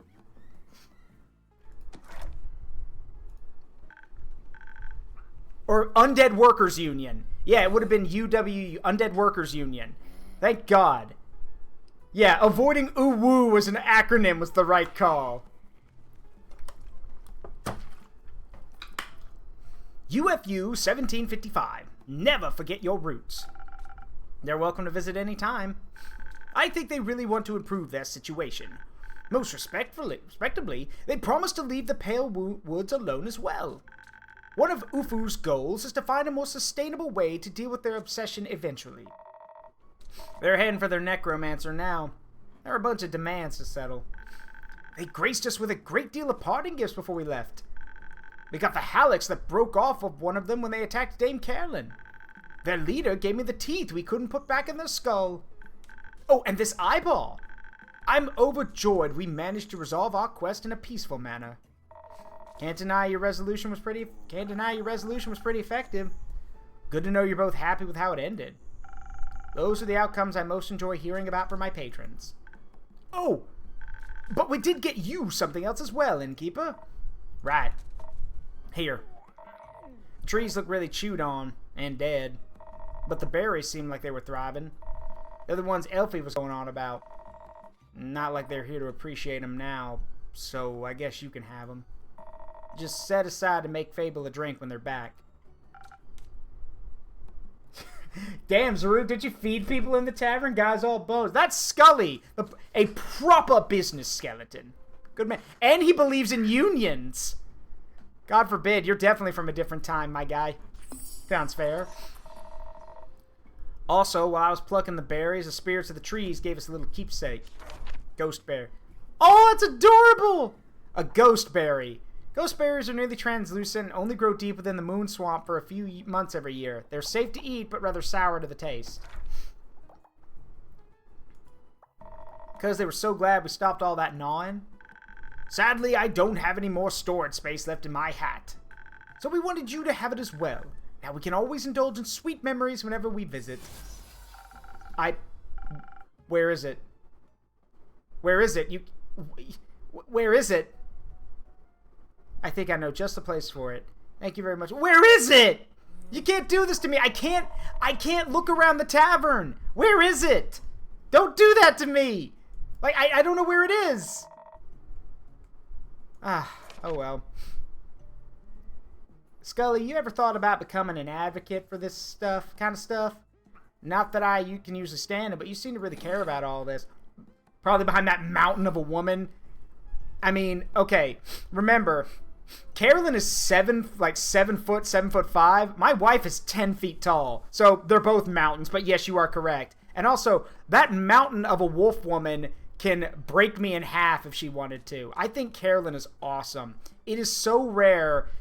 Look, full disclosure here, it is so rare that we get a beast folk woman character who is not like overly sexualized or is sexualized to the point where, we can tell that, oh yeah, that's a woman. No, Carolyn's a woman. We can tell. And she's a badass kill you kind of woman. As Spike Spiegel once said, I love the kind of woman who can kick my ass. And most assuredly, Carolyn can kick anyone's ass in here. And plus, she's also kind of a softie. I like that. I like her dedication to family. I like her, that she loves her baba, her grandma. I like all that stuff. She's adorable. Now, I wouldn't call her adorable to her face. She'd probably hurt me. But still. Oh no, I'm but a mere heap of bones here to learn all I can. But it is a gentleman's way to speak out when evil is committed in front of you. So I don't suppose I will stop doing just that anytime soon. Sounds good to me. I still wonder what all those undead creatures were doing there. No idea. We didn't ask. Hunger? Seemed to be heading north before we talked to them. Maybe they were searching for more trees. The Pale Woods is one of the largest forests in Fasoa. I don't see a reason for them to leave the area before it was barren. Unless they were ordered to. Don't they typically come with a necromancer attached? You don't suppose that gentleman we encountered outside the woods could have been that very necromancer? I don't think farmers wear armor like what you described. Oh, if I had known what a dastardly negligent necromancer they were, I would never have offered that greeting. Fuck! Just realized where they could have been heading. It's true there aren't many woods around here that compare to the Pale Woods, but that giant root in the capital must look pretty good to some tree-obsessed undeads. There might be tons more headed there even now. Shit! Indeed. Just to clarify, you believe hordes of undead creatures are marching toward the capital? Well, toward the roots would be my guess. Oh, look, bubbles. I see. They're headed towards Themis to gnaw at the divine roots, as if to fell the Aether Tree. Precisely. Not that such an action alone could destroy the whole thing, but it would certainly do some damage. What in the hell are you talking about? As I just stated, someone is trying to destroy the Aether Tree. The Starfall, the Primordial Flood, even the interplanar portals, it's all part of a big plot. Was that not clear? No. Oh my, that's awful! And insane if true. Is it working? Unfortunately so. Or do you see the scars in the night sky? I mean, there's one. There used to be more. And we don't know who's behind it yet either. For Pete's sake, Innkeeper, you know who's responsible. For God's sake, tell these people. If you don't tell someone, someone's gonna get killed. Well, Carolyn, Mr. Scully, the gentleperson you greeted outside of the woods, you thought he might be a necromancer. He certainly bore the armor of one. Did he seem like he wanted to kill everyone? Not particularly, though it can be hard to tell sometimes. Politeness and the desire for a homicide aren't necessarily mutually exclusive. Necromancers resurrect dead things to make undead creatures. Indeed they do. So, Scully, you were resurrected, right? Do you remember anything about it? Well, I admit, at first I recalled very little from the start of my new life. I mostly stumbled about trying to remember my manners. But my memories, or rather the memories of my body, which I suppose are also my memories, have been getting clearer lately. Let me try to focus my thoughts. I believe I awakened in the archives, in the Everbloom. The Everbloom? Did you encounter any bleak stalkers? Why, I did indeed. They seemed very hungry for my bones. Such interesting creatures. They remind me of those old intellect wombats. Do those beasts still roam Fasoa? No. What are intellect wombats? Priorities, Tia. Scully, who woke you up? A gentleman of fine age. I believe he was there to do research? I remember candles held over notes scribbled on paper, ink stains on fingertips. He must have found me near my friend's study. I remember I was looking for her when, well, after I woke up, I simply left. How rude and uninquisitive of me. I should have asked what he was researching. I could have helped.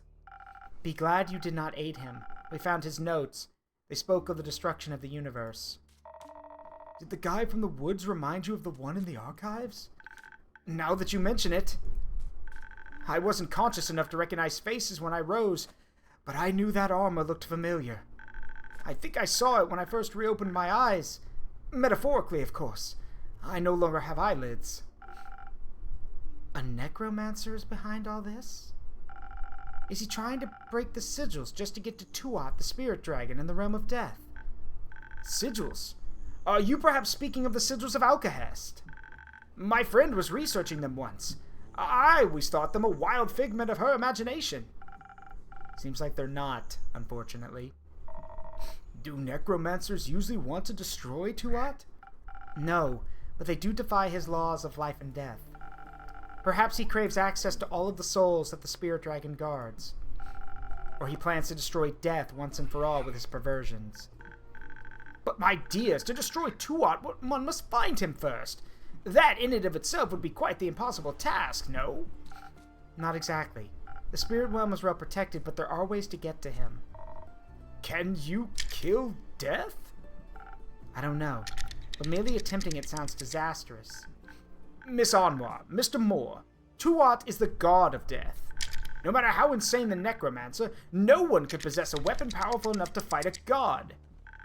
Only weapons made by dragons can harm them. We all know this. You mean like Ur's great axe? A weapon forged for the dragons by the dragons, meant only for their claws. The axe. It could certainly cut through the barrier between the astral sea and the upper world, if not through Tuat himself. Would stealing an axe from a dragon count as a sigil? Alright, you lost me again. I talked about this already. Keep up. I'll explain later. It might count as a sigil, if it awakens or damages their plane. Should not be awakened under any circumstances, nor should their legendary weapon fall into the hands of a mere mortal. My, this is quite concerning.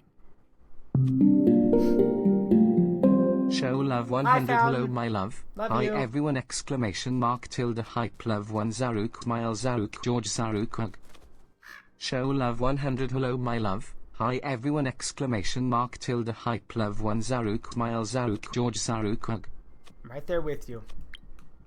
This seems like too insane of a plot, even for some big bad evil guy. They always seem to be researching for new heights in their dastardly schemes. If we are correct, this one plans to steal Ur's weapon, break the sigil, and then destroy Tuat. Dragons be with us. What about the undead creatures marching toward the capital? They must be a distraction, a way to keep anyone who would interfere off his back. Quite the dangerous distraction, if you ask me. Those poor husks shouldn't be snacking away at the roots either way, should they? No. And those sigils of alcohol zest you keep talking about could do what? Destroy the tree? The spirit realm rests above all others in the canopy of our world. If what we believe to be this monstrous plan succeeds, it will collapse down onto the rest of the Aether Tree. Not only would that free all dead souls, it would destroy the tree, our home, our cosmos, and everything below it. It would destroy our world as we know it. It's the end of the world as we know it. That's I shouldn't be singing that. This is actually a really very important time. Not to mention, Tuat might die. I don't think I have to explain to you why dying would be a bad thing. Once again, can he die? Wouldn't risk it. Though I believe this plot of his has to be limited somewhat, no? Perhaps to the transitional period between the astral moon and the dying moon? Only then would the veil between Cassiopeia and Tuat be thin enough for a ritual of such magnitude to succeed. Wait, what you mean is that this can only happen the night between the 35th of Cassiopeia and the 1st of Tuat. So it can only work in 4 days or next year. Precisely. I guess you can't have a ritual without unnecessarily complicated rules. Well, it is a common courtesy. Clay, I've been wondering. Remember that man we saw on our way back, near Morrow Castle? Yes! Do you think he might have been the same guy? I do. Strange armor sounds familiar, as does the convenient proximity to destruction. And more so, the blood of the first vampire Kyle spoke of. Part of the ritual to safely traverse the astral sea involves having an associated anchor for your destination. To find Tuat, you need something connected to him. Like the blood of a vampire eternally bound to him? Yes. Maybe our villain got his hands on it. Perhaps he knows more of Cassiopeia than I anticipated. All this out of context shit's giving me a headache. Innkeep, got another drink to spare to help with this mess? Something powerful enough to get me through all this. Anything for you, Lynn.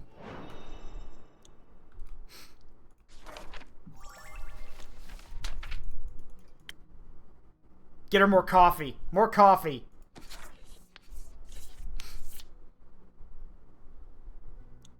More coffee for the wolf, for the Vukaken. 2 shots of Ignis. 2 shots of intelligence.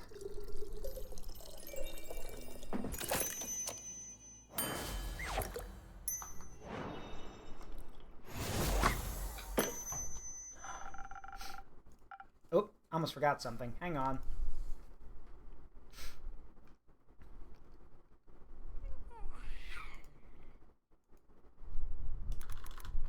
Give me a second, everyone. I almost forgot something.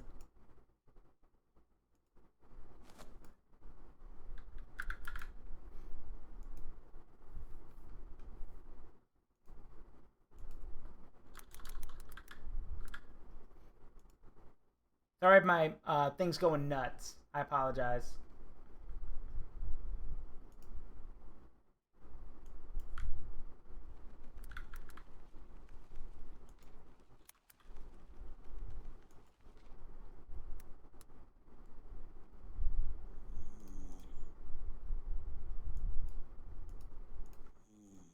Okay, sorry. Just had to update my channel point redeems. I apologize. If y'all refresh the page, you should have access to the new ones now. We have some new ones. I've also changed the price on a few things. I put all the strength I have into this drink. Enjoy.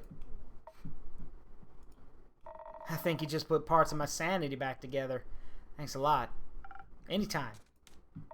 So, it's Madman. If you can't get the axe, you can't kill the spirit dragon, right? Correct. Great. Let's stop him from getting the axe then. Great idea. I know. Now how do we do that? Well, first the necromancer needs to find it. For that, he'd have to get to Ur's realm. Thanks to the portals, that is entirely within the realm of possibility. One would simply have to journey through one of the portals to the Twilight Chasm. And then into the endless caves through the Nightmare realm. None easier than that. Didn't Melly see some weird new bone waymarkers near the Twilight Chasm portal in the Moon Swamps? Could they be there to remind someone, say a necromancer, of the way to the portal? They could. Good. The moon pools are much easier to reach than Boreas. We should catch the necromancer before he ventures into the chasm, and most certainly before he gets the axe. Great. Let's go beat his ass. Hold on. What if you don't succeed? I have faith in you, but he sounds powerful. How about a backup plan? Hate to say it, but you're not wrong. Thanks for looking out for us. If we don't manage to stop him from getting the weapon, we stand no chance in a fight against him. Even your divine strikes would be no match, Miss Anwar. That is true. We would need an incredibly powerful weapon to match his. Not sure if it's enough, but I do have this sword I got from my Baba. Let me see it. This is remarkable craftsmanship, infused with minor divine powers. Incredible. But I'm afraid even this cannot rival the Great Axe in any capacity. What if we mixed it with Dragonfire? What? Do you happen to have such a thing on hand, young lad? No, but I know where we can find some. The ever-burning flame in the Highlands is Dragonfire. The one you wanted to see, Tia. I think now might be a good time for that. You're right. Dragonfire merged with Carolyn's blessed sword. It wouldn't be as powerful as the axe, but it might give us a fighting chance. If we had a master craftsman to forge it, that is. Rhea, she's a blacksmith. You're right. No one better for the job. I'm sure she'd love to forge such a weapon. And I'm sure you can convince her of that importance, Lynn. You got that right. Leave the blacksmith recruiting to me. Very well. I'm sure Master Smith Frostgrip will be delighted with this opportunity.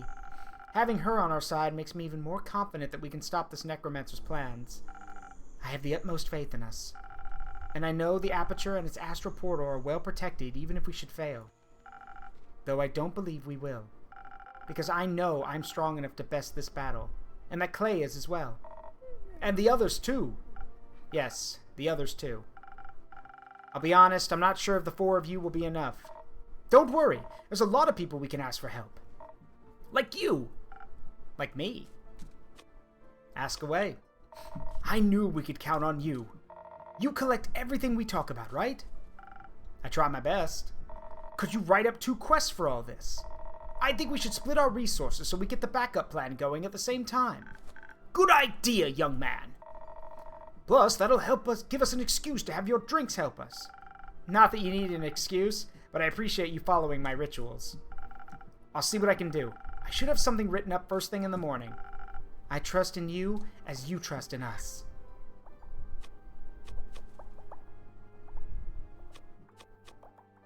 Cautiously? Nah. I trust them deeply. Yes. Deeply and with the knowledge that together we are stronger. We'll see you in the morning then. Carolyn, come with us. We owe you a few explanations before we make you do any persuasion work for us. You got that right. Let's go. I cannot miss out on more possible details. I shall see you in the morning, innkeeper. Thank you for all of your help. Let's save the world, all right? Let's, Clay.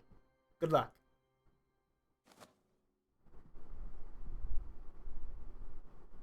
I've got 3 quests to write up. All right. Let's see. Carolyn's great-great-sword once belonged to her grandmother. Let's see.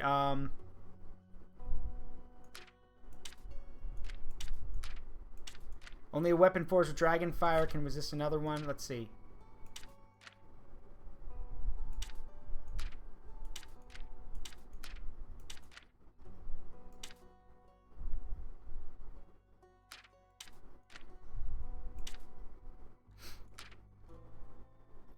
There we go. The Heir of Dragonfire. Only a weapon forged in Dragonfire could ever dream to hold up against the legendary Great Axe of Ur. Luckily, a temple in the Highlands houses the ever-burning flame, an ancient gift from the dragons that'll come in handy right about now. And what better sword to reshape with this flame than another gift from the Realm Keepers, an heirloom passed down to Carolyn with heroism scorched into its very essence. Alright. Now let's see.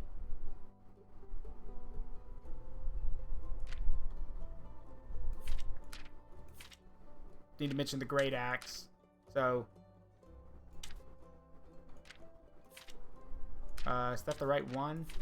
Let's see, yeah. The Twilight Chase. World calamity is imminent, but there's one last way to save it. The only weapon strong enough to harm Tuat and the Aether Tree is the legendary Great Axe of Ur, and the personification of evil wants it desperately. But first, he must make it through the Twilight Chasm, and for that he needs a portal. Sounds like a good location to stop him, right? And now we need to write up one, I guess, for the undead. Let's see.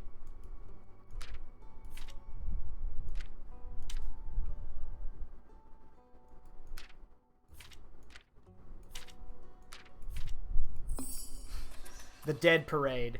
A horde of undead is approaching the capital. Their insatiable hunger for the local flora leads them to the exposed roots of the Aether Tree, and therefore to the capital of Themis, since it lies nestled in the safety of the roots. This is a mere distraction so the necromancer can fulfill his true plan, but the undead still must be stopped before they hunger for flesh once more.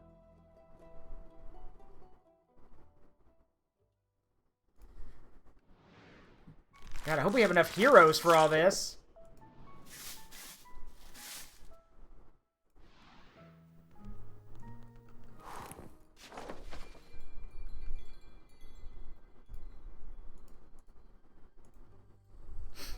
"32nd day of the Astra Moon. Dawn of the first day. 72 hours remain."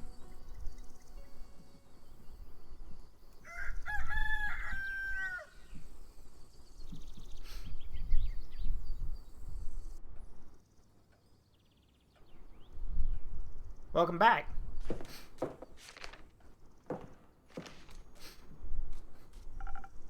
Good morning. Slept well? That greeting ain't gonna do, innkeep. Give me your best lines. I hear them all today. Top of the morning to ye, adventurers. Go on. Peace and contentment be upon you, travelers. Sweet water and good berries, friends? Alright, enough. You seem to be in high spirits. Missed opportunity to do live long and prosper. I mean, if you're going to throw all the jokes in there. Not often you get the chance to work on the project of a lifetime. I'm glad you're so passionate about this. Hope you didn't give Lynn too hard of a time convincing you. Nah. Once I mentioned Dragonfire, would have been harder to stop her from going on the quest. It was just tough to find her. Didn't take you for a nighttime soup enjoyer. I'm not, usually. Hey, Captain Crazy. I can be persuaded, though, with the right soup and company. I assume your quest for comfort food turned out successful. Not at all. It was thwarted by the shadow of night. Dearest Rhea, promise we shall endeavor to make shortbread another day, when the sun is high in the sky. And the stores are open. I'll need to make that sword first, though.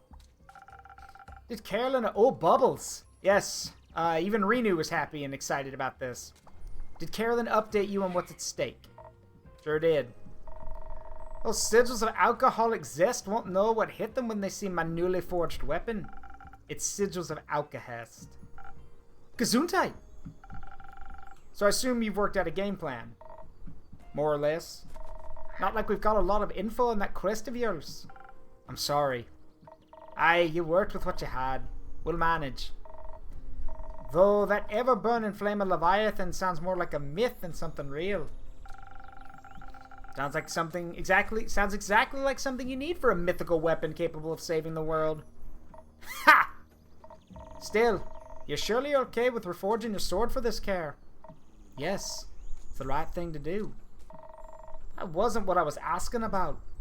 Believe me, I know a thing or two about the importance of an heirloom. It's fine. It's just... I wonder if it'll still feel this. I still feel the same connection to my Baba when I look at the sword afterwards. Yes!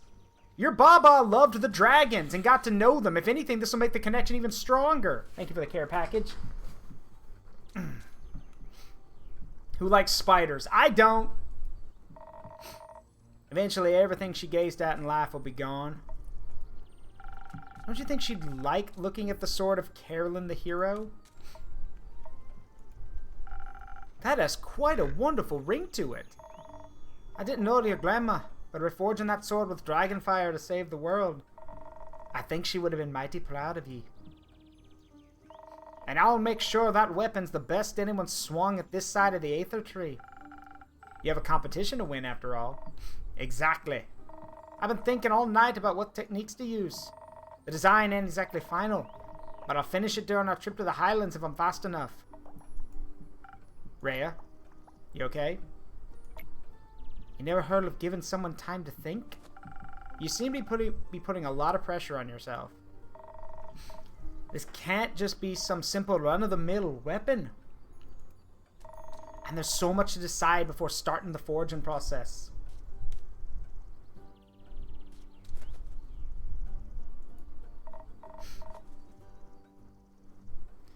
Hitting, quenching, tapering.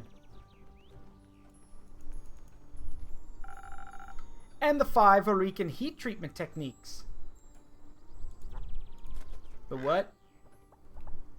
Also, hold on a minute. My thing's acting up. Give me a second. Ah, there we go. We're good now. Up. That's not good. Hang on a second, everyone. My stream is acting up on my end.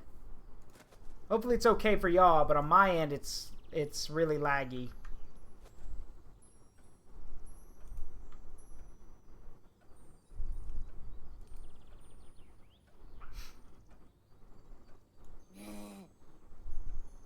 Hang on a sec. There we go. That should help a bit.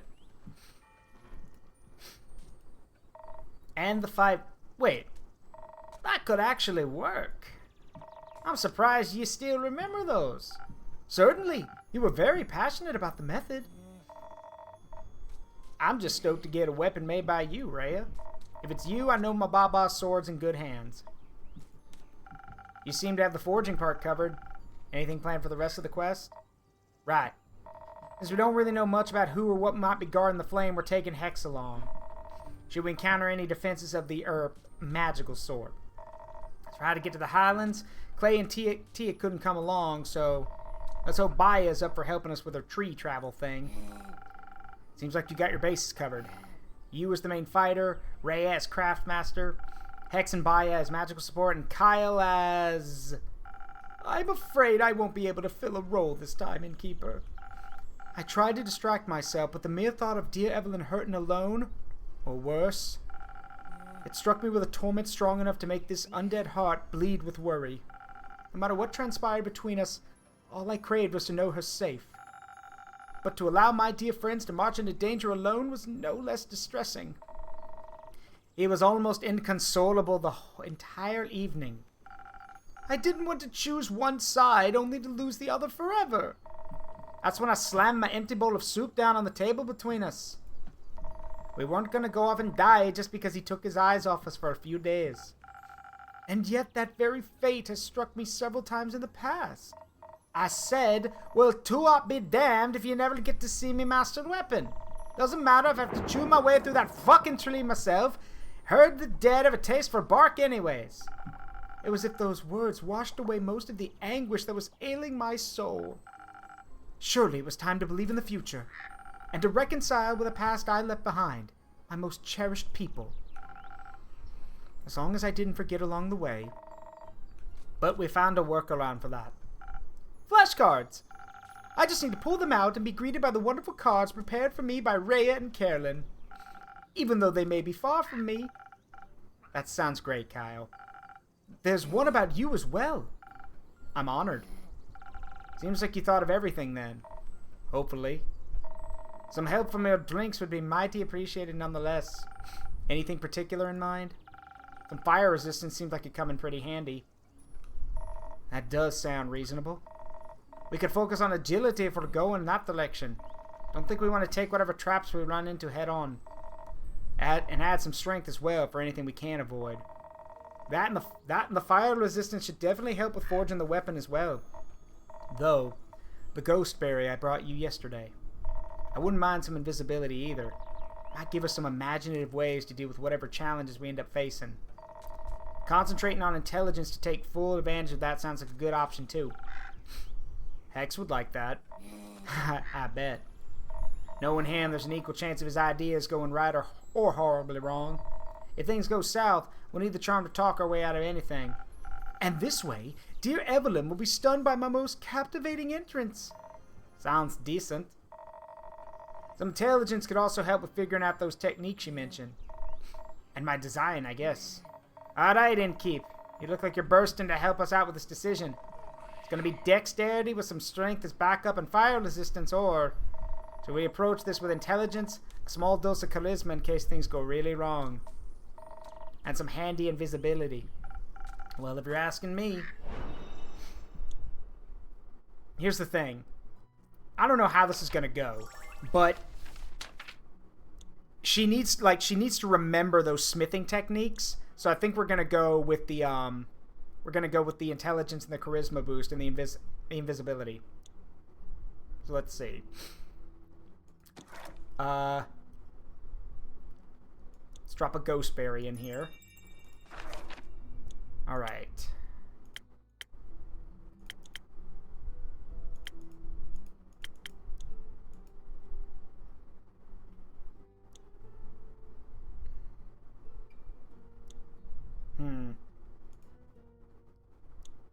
Let's go with something that boosts intelligence and charisma.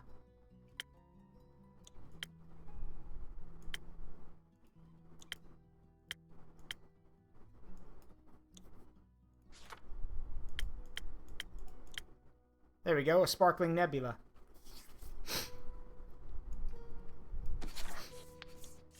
With a ghost berry already in it. So, one shot of charisma, which I believe is called Kanto.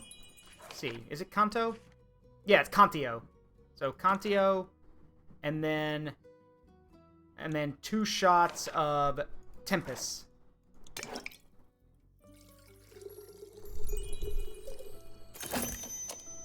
Why don't you sparkle anymore?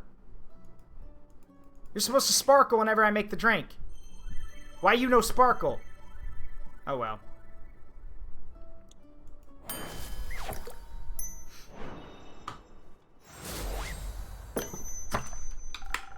You want to forget that weapon? You want to forge that weapon properly? It might be best to reserve your strength. Also, anyone guarding the flame should be pretty invested in the dragon's well-being. So here, solving the challenges ahead of you cleverly. Appreciate it, Innkeeper. I think this will put us on the right track. And with that, we're off to the Highlands. Me and Kyle are gonna go grab Hex before I let him go check on his ex-wife. You go get by her? Sure. Good. Alright, that's it, Innkeep. One last line for good luck. Make it count. Mind the creaky step on your way out. Fair. Fare thee well, dear Innkeeper.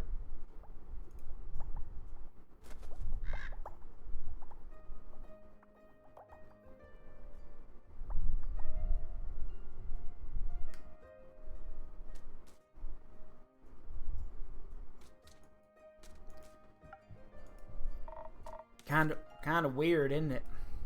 What is? There's gonna be a battle for the fate of the world. But Elfie ain't even here to worry themselves stupid about it. They'd have loved this, I think. Not the impending doom, but all this getting together to feed evil stuff. Make sure to tell those guys heading to the Twilight Portal to keep an eye out for them. I will. Good. Suppose it's time for me to head out as well. Stay safe, Lynn. Always, Innkeeper.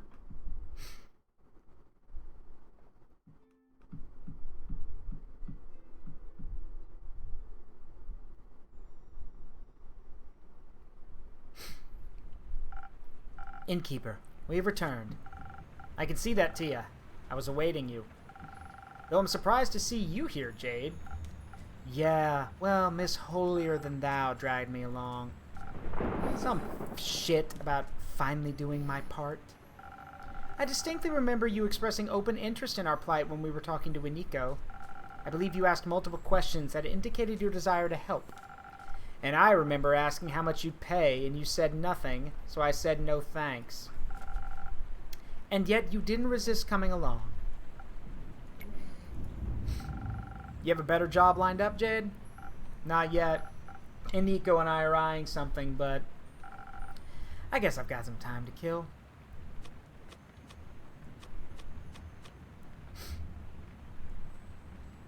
Maybe Iniko can help too, then. They better. Not sure if I can deal with Princess here alone. No need to deal with me. I can handle myself. I'd love to have a Nico on the team. Me too. Assume you've written us a quest, Innkeeper? I have. Take a look.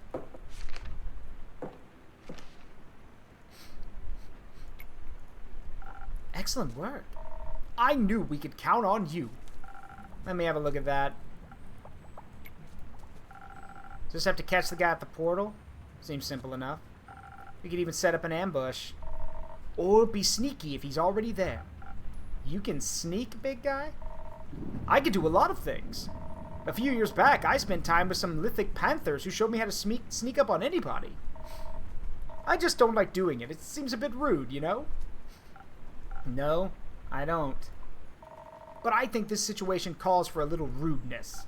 Agreed, it does. And for a little more manpower. You're right, Innkeeper. We should ask Iniko for help. Also, Hex suggested taking Voy along. He's great at distractions and knows his way around the Twilight Chasm, should our quest lead into it. Apparently he has family there, though I hope we don't need to disturb them. Oh, Bubbles! Anyone else? We considered a whole lot more, but Scully and Grace made a good point. They said that not everyone is battle-tested, and that it'd be reckless to take inexperienced adventurers along. They also said we should look into more backup plans for the backup plan. I think they just wanted an excuse to do some research and to stay away from the bloodshed. Can't blame them. Melly really wanted to come too, but Dave said no. Is he coming himself? Of course. Made these two ask him before we got here. We need good fighters and the kid's got talent. I hope he said goodbye properly this time. Carolyn made sure he did. Never saw a more terrifying death glare in my whole life. was very impressive. It was. So, are you finished with your questions? Actually, could you review the plan for me one more time? It's been a long couple of weeks. Sure. So listen up. We make it to the Twilight Portal by the moon pools, and we stop our big bad evil fucker from going through. We fail that, or if he's faster than us, we chase him through the Twilight Chasm and into Ur. And we prevent him from getting that fancy axe. And if that fails, well, we stop him at all costs. Sounds like a good plan. While you're at it, will you keep an eye out for Fable for me? Of course. Now, Innkeeper, by the dragons and all that is holy in this world, can we count on your help again? Yeah? What do you need? Easy, we just need to be quicker than that maniac. We should be the first to reach the portal. And we should be the first to attack him, all while dodging his counterattacks. Outspeeding him seems like the smartest option here. You're wrong. It is foolish to think his strikes won't be powerful. We need to be well protected against him, so we can take him down before he really hurts any of us. Don't be stupid. We're fast enough he won't even get a chance to hurt us. I'd like you to say that again when you're lying in a pool of your own blood. Okay, maybe we need both. It's just the balance that counts. We could focus on a whole lot of defense, but keep some dexterity in our back pocket. And maybe some of those fast infusion thingies could make up the difference. I could hasten you with some golden feathers or saber fangs. Great! Alternatively, you could give us a lot of dexterity instead with just a little bit of defense on top. And to make sure we don't get hurt, you can give us some of that frost armor Scully keeps talking about. Sure thing. I've got enough frozen pine cones left for that. I don't think Jade and Tia can make a decision without bloodshed, so could you help us out? Of course. I know just what to do. Well, let me think.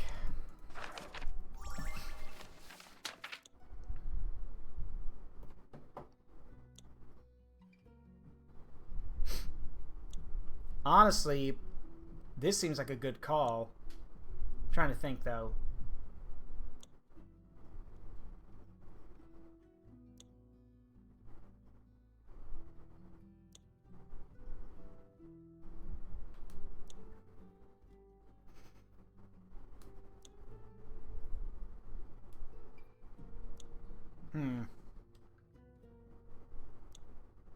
Give me a moment, I'm thinking.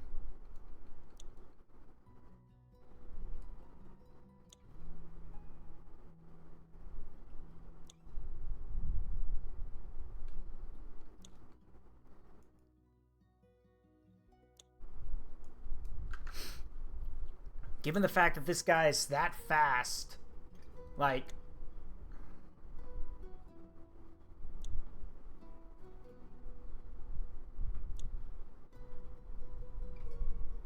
Yeah, we're gonna go with defense and speed.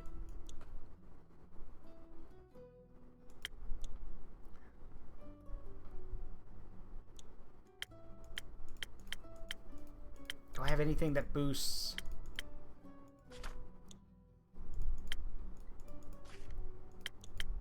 Well, they need a haste infusion too, so...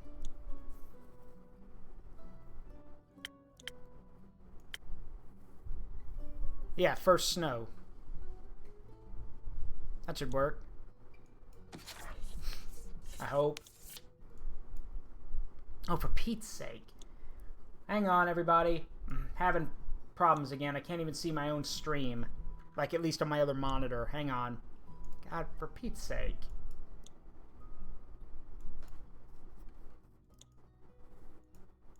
Why does this always happen when I'm streaming this game, out of all games?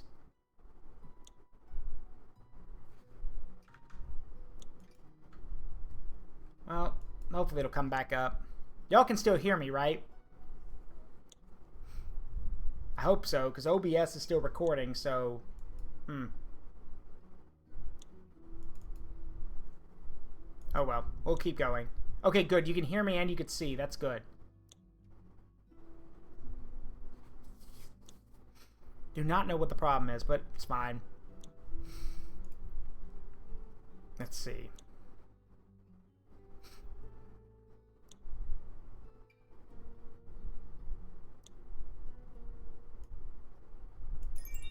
Golden feathers. 1 shot of dexterity. 3 shots of constitution.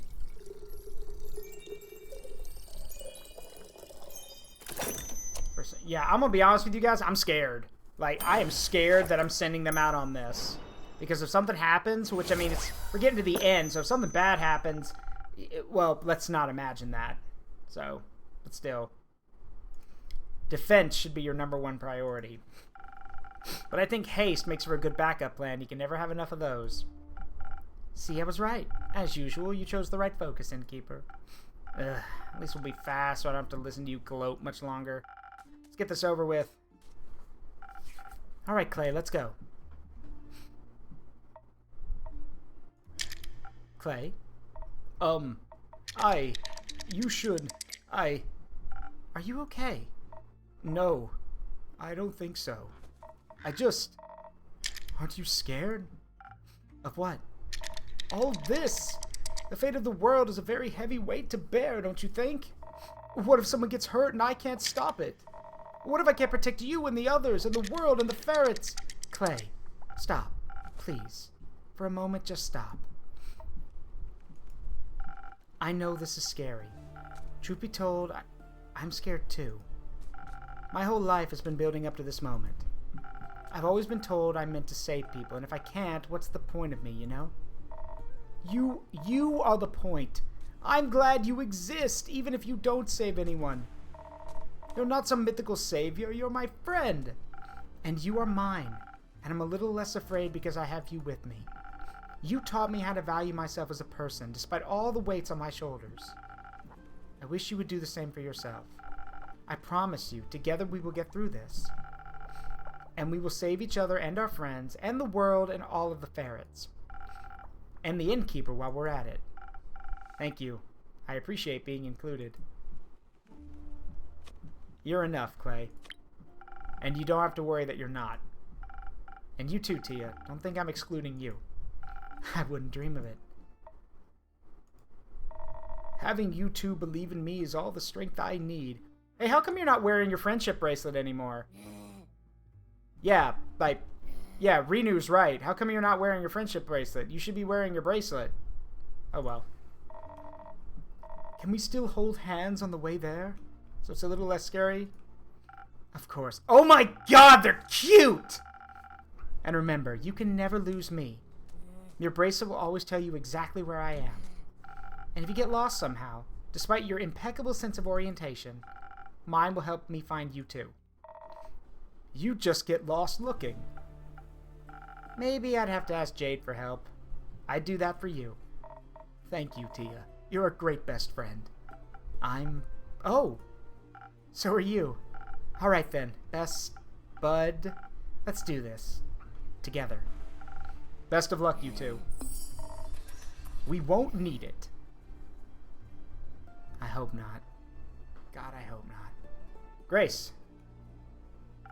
You must have made them some really good drinks, Innkeeper. I've never seen Clay that determined. I tried my best. I have to say, Grace, I'm surprised you're not accompanying Hex to see the ever-burning flame. Melly? She didn't want to stop studying the magic spells. She thinks they might help us solve all this. I think what might help me right now is a drink. Something that'll get my thoughts flowing gracefully despite all this mess. Give me a moment. Alright. You want your thoughts to be graceful. I got that. I can get you something for that. Graceful thoughts.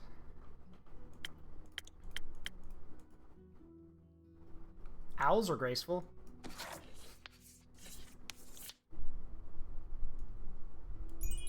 Alright, 1 shot of intelligence. See, 1 shot of dex. And 2 shots of Ignis! There we go, 1 silent owl. Gracefully, Grace. With grace. Yeah. Well, Innkeeper, I'm off. With grace. I'm Grace. No, I mean... Oh, that's what you meant. Yeah, that's what I meant. Go with grace.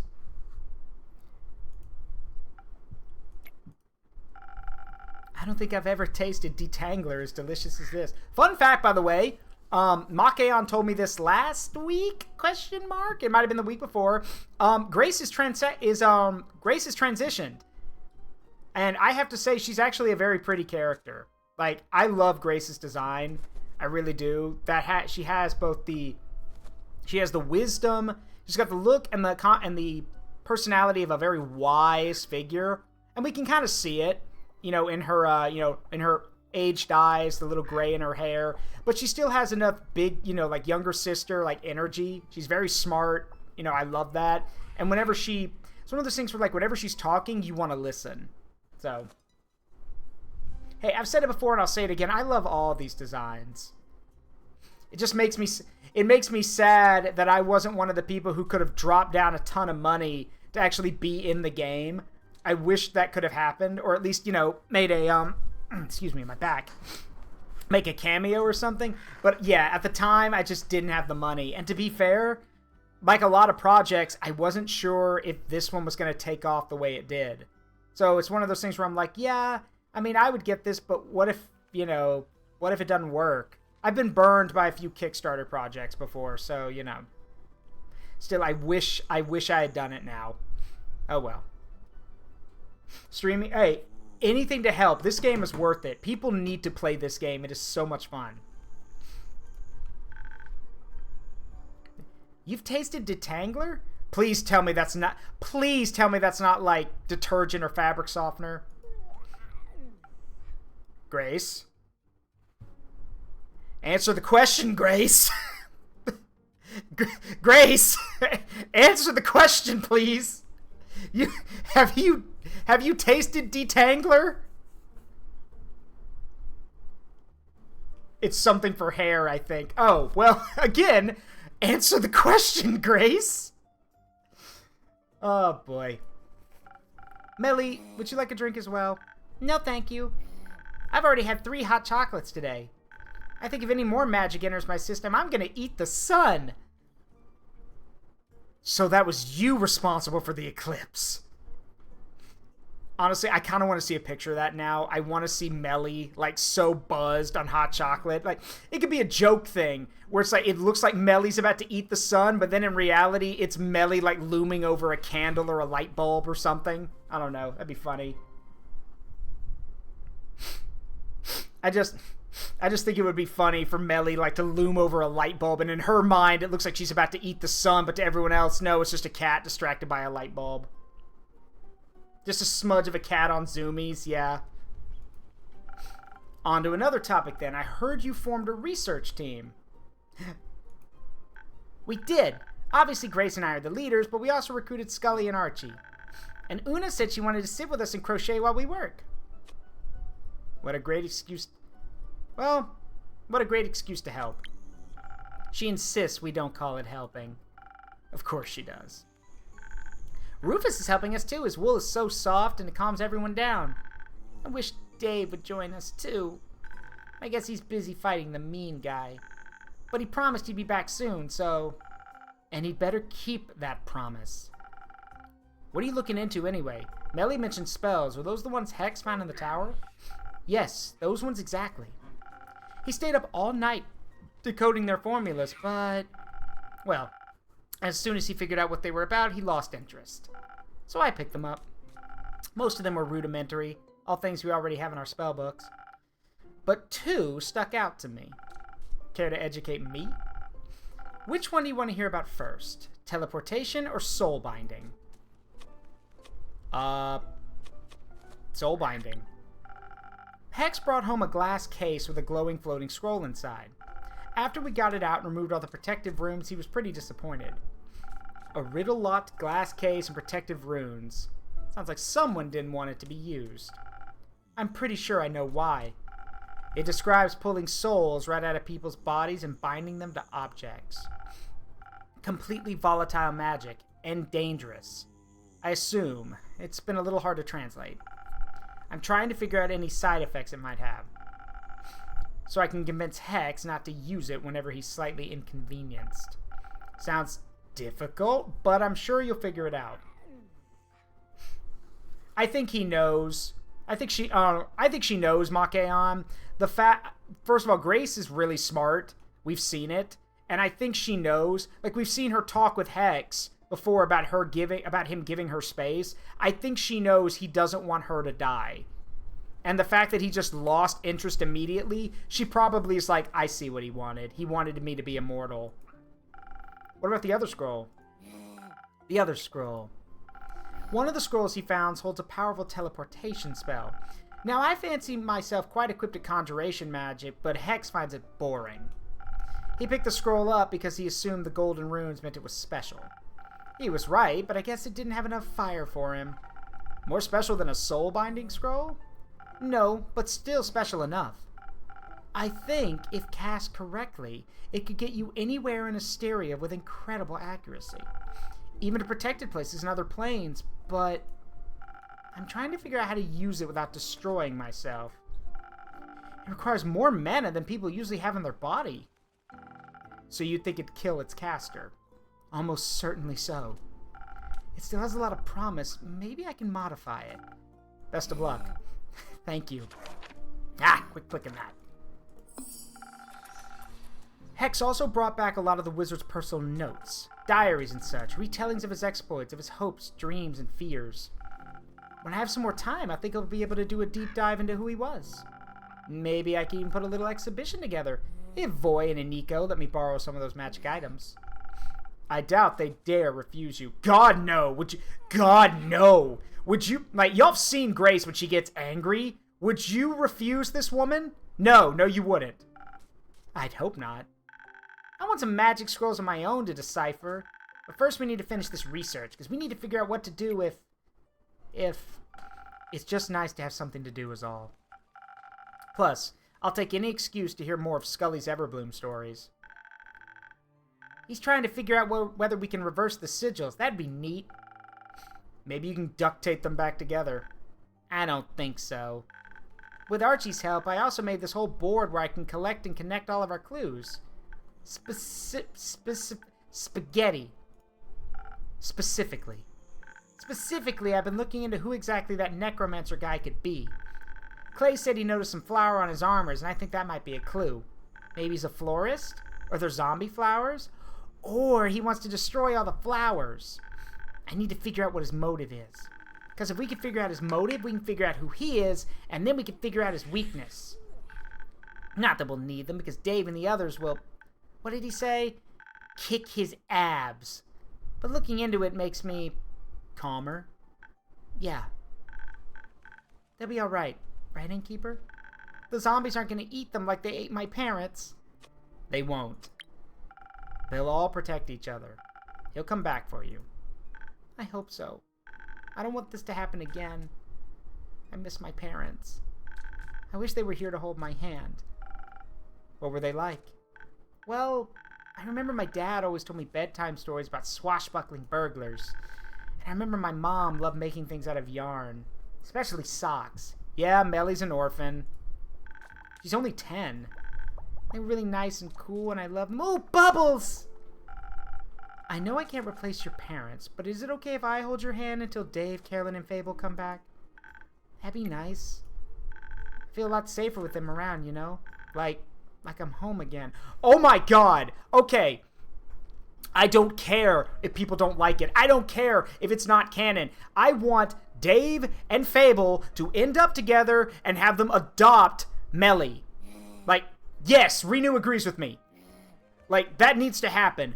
Those two need to get together, and then they need to adopt Melly. She is 10. She needs a guardian. Or guardians. You're not alone anymore. Well, hold on. You're not alone anymore. Or no, you, yeah, you're not alone anymore. I know, and that makes me feel a lot braver. But enough dramatic backstory. I'm turning into Dave. Just less repressed and gay for Fable. Who's teaching her these words?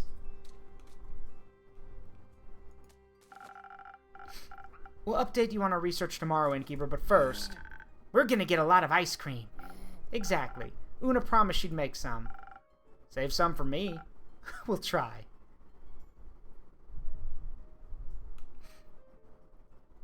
Hey, Quincy. Hello there. It's been a while since you last showed up, Quincy. Feared you went home without saying goodbye. I wouldn't do that, my friend. I did end up finding those golden loon feathers quickly with a little help from Voyage. But with everything going down, I decided to stick around and help those in need. That sounds just like you. How are things with you, though? You don't need to say much for me to know what that face means. I've seen it once or twice before. Is there something I can do for you? What is there to be done, Quincy? It's like everything is in limbo. Like dancing on the edge of a blade. One wrong move and it's over. Something like that. Would it help if I asked you for a drink? Maybe. You know what always helps me when I'm feeling down? What? A good cup of Quincy's hot chocolate. Here, after all I've heard, you might need it. Way more than me. Thank you. It's very kind of you. Now, go on. Make me a drink. This one or another one. Whatever you'd like.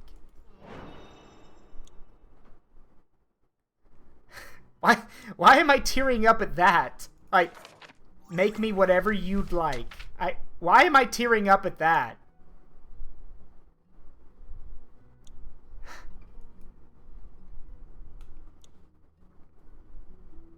Will make you feel a little less alone. Yeah, that sounds pretty good.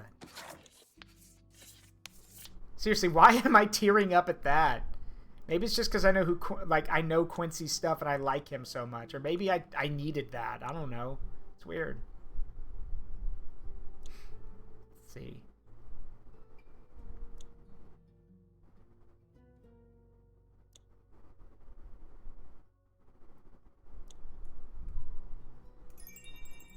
Alright. One shot of intelligence. One shot of charisma. And then top it off with dexterity.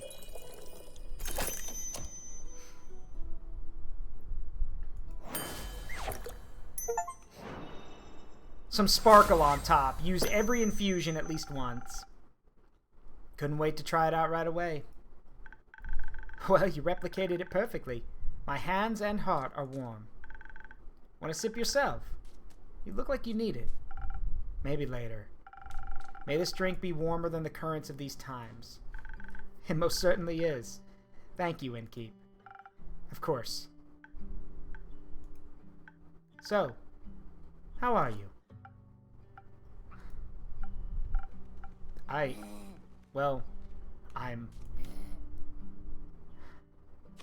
losing my mind. Understandable. It feels like an underreaction. It feels like there are a million different emotions whirling around in my head, almost none of them good. And if they are good, my worries twist them into something horrifying. It's not fair. I don't know if emotions can be fair or unfair. Either way, it's good to feel things. It reminds you you're alive. I'd like to feel a little less. We all say that, until we suddenly do, and then we wish we weren't so empty. Isn't it good to care again? To have people you want to be well? Maybe. I didn't think I'd care again. I didn't want to, but it just happened. Yeah, just like that. Without my consent, I might add. The heart wants what it wants, and sometimes what it wants is friendship. But I can see how that's a scary feeling. So many things are on the line now, perhaps more than you bargained for. It was easier when I just looked away. Would you rather look away than help your patrons? Your friends? No. But now I have to face the fear of losing them. Funny. Funny? Didn't you swear to me you were done fearing death? That you had nothing left to lose? Sometimes lying to ourselves is easier than lying to others, I guess. I'll keep my "I told you so" to myself. I just feel like I'm stuck in an endless cycle and there's no way out that doesn't tear me apart. Would it help you to know we've all felt like that at some point in our lives? Not really, no. Then let me leave you with this instead. Love may come at the price of loss, but the inevitability of loss also comes with the reward of love. You can't lose something without having loved it. And so, you should love whatever it is you fear to lose. She agrees with me. She agrees with everyone, Quincy. Those are the moments that matter. The moments that make your life worth living. Besides, you have this power to step out of that cursed circle anytime. Do I? Write your own story, my friend. Don't doom yourself because you think it's what you deserve. I forgot how good you are at giving advice. Makes me a bit envious. You'll get there eventually. I hope so. Thanks for checking in. I think I needed that. Of course. Please don't stop reaching out. The safety of isolation is not worth the loneliness. I'll try to remember that. You better. Now, I heard the night market is close by, and I really don't want to waste this opportunity, so don't let me hold you back. Until next time, take care of yourself, be kind to yourself, and be safe out there. Why don't I get a catchphrase? Oh well, guess it comes with age. Maybe next millennium.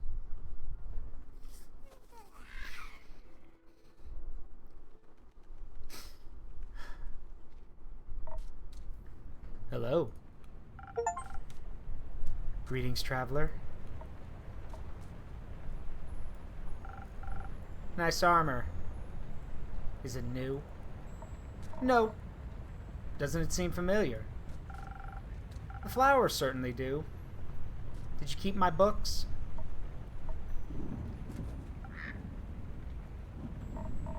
You know, I imagine this place differently. It's nice. Thank you. But I thought you'd be long gone by now. After all, you like running, don't you?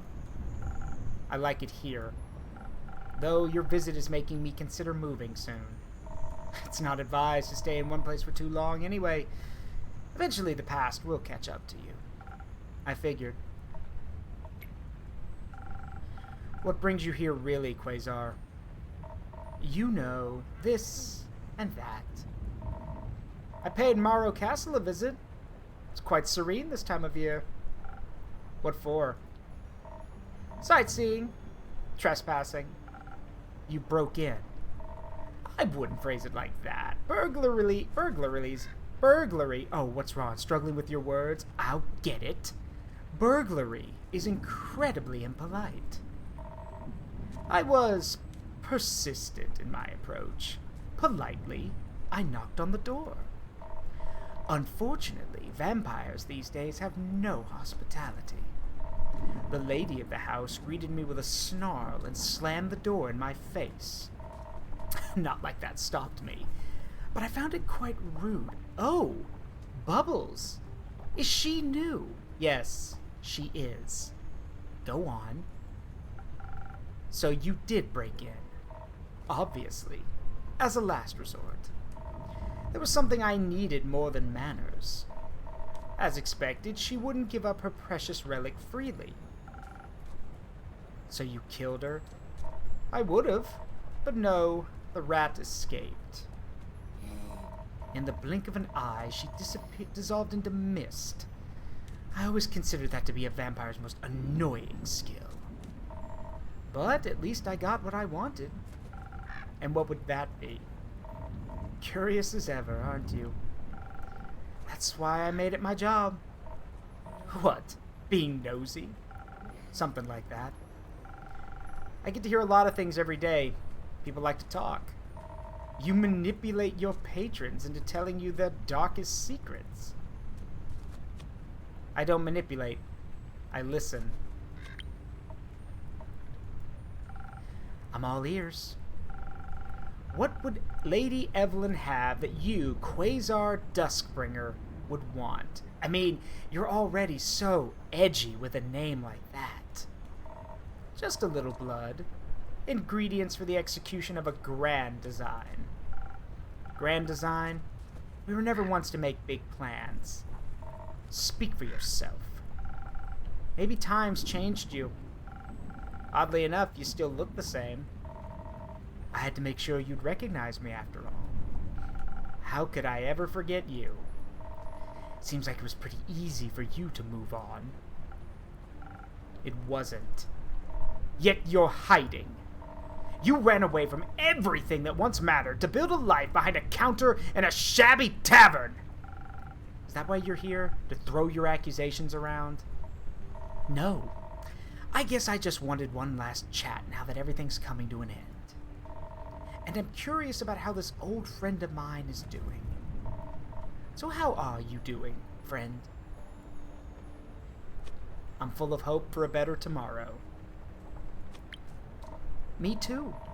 I'm just afraid that we're hoping for different dawns. We might be. How are you doing? Do you even want to know? It's my job, and my tavern is open to everyone. Your protective spells beg to differ. They let you through, didn't they? So how about a drink? And then you tell me whatever it is you need to get off your chest. Sure. Let's see if you still know me well enough. And if you remember what I taught you. Of course I do. Whoa! You alright? What's wrong, Andu?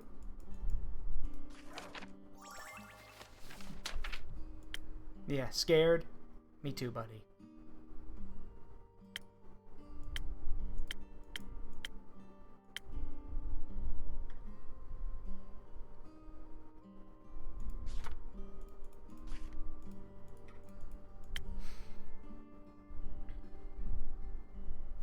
Chaotic Evil Paladin. That's a new one. Huh.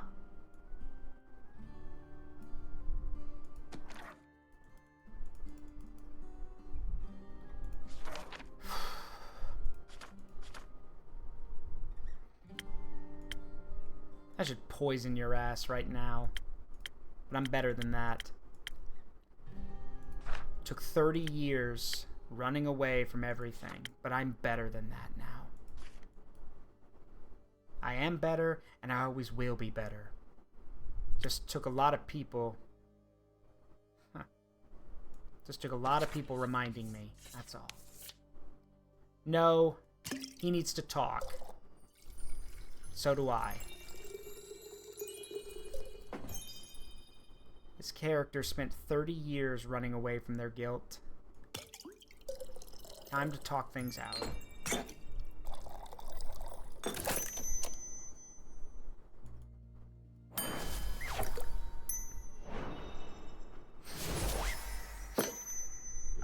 How about this? Sweet and chatty. Not bad. Almost tastes like back in the day. Did you think I'd forget? Yes. I assumed you're as good at abandoning memories as you are at abandoning people. First of all, I'm literally the memory imp. It's my job. Second of all, watch your tone with me. I don't abandon people. Ouch. Seems like people are right about one thing, though. That would be, your drinks can influence fate. They can't save people, but they can push them in a direction, alter their destiny. I wouldn't go that far. I simply do my best to support my patrons in their endeavors. Will you support my endeavor? As I said, I serve everyone in this tavern. How noble. How awfully morally gray. How opportunistic. It's like nothing's changed. I like it that way. Making decisions for people, leading them to their doom. All because you can't help but wonder what a little entropy would do. I help. You help. Sure. You always like to help when it was most convenient for you, when it got people to love you. I hope all your helping has aided you in forgetting them. I didn't forget them. Oh, is that so? I couldn't sleep for months. My heart bled and bled until there was nothing left to bleed. I was alone. And by the end of it, when nothing was left, there was just one question. How could the one person I trusted with my life turn on me like that? How dare he leave with nothing but the stars staring at them alone? Wondering whether the blood would ever wash off. And how, by the dragons and their false light, is all you've done with your freedom, this dastardly achieved freedom, this. There's still blood on your hands. On mine as well. It took me way too long to realize that I didn't have to give up. That I'm not like you. That it didn't have to be their blood that sticks to my hands. They're gone. Not for much longer. Soon the star rain and the flood that washed away our yesterday will open the gates to a new tomorrow. A new horizon, unhaunted by still ghosts. Quasar. Innkeeper. Why would you do something like this? Don't we owe it to them? The you I knew would have agreed. The me you knew was foolish. Some situations are hopeless and some decisions aren't easy. Decisions are quite easy if you set your mind to it. Say I need to tear apart Cassiopeia's wings for the stars to rain upon Gaia. An ambitious task. I could decide not to, and abandon my plans because I'm intimidated by the complexity. Or scared of the consequences, but no. Instead, I choose to stick with it and get what I want. You have murdered thousands! You son of a bitch! For what? I am so very close to just immolating you on the spot. Continue. I don't give up. I succeed. It truly is that simple. If you care, you'll get it done. No matter how much effort it takes and how many bodies you step on. Everyone was dead. I wasn't. Didn't we promise to always stand by each other's sides? To never be alone again? We did. Didn't they deserve the same? They did. Then why are you here and they aren't? I don't know. Me neither. What did we mean to you? Nothing! We meant nothing to you. The home we built, it meant so little. That's not true. Do you still ponder about the meaning of life, watching the stars? No, there aren't any anymore. It's better that way. It means there's no risk of getting caught up in trivial things. Like getting caught up in the thought of a world without pain. Like that. So naive. So stupid. It meant everything to me. Don't lie to me! I've seen through the charade. Your tricks don't work on me anymore.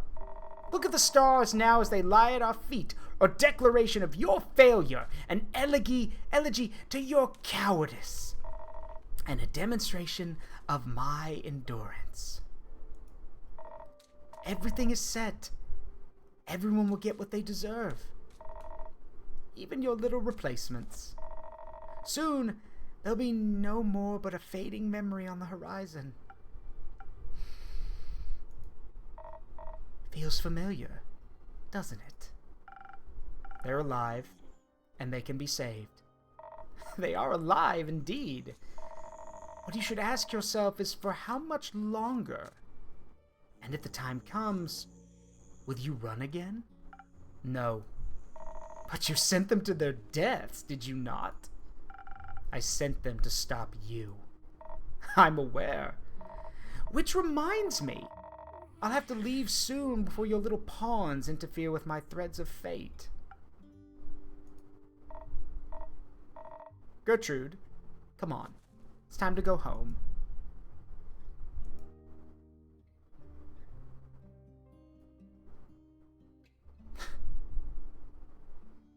So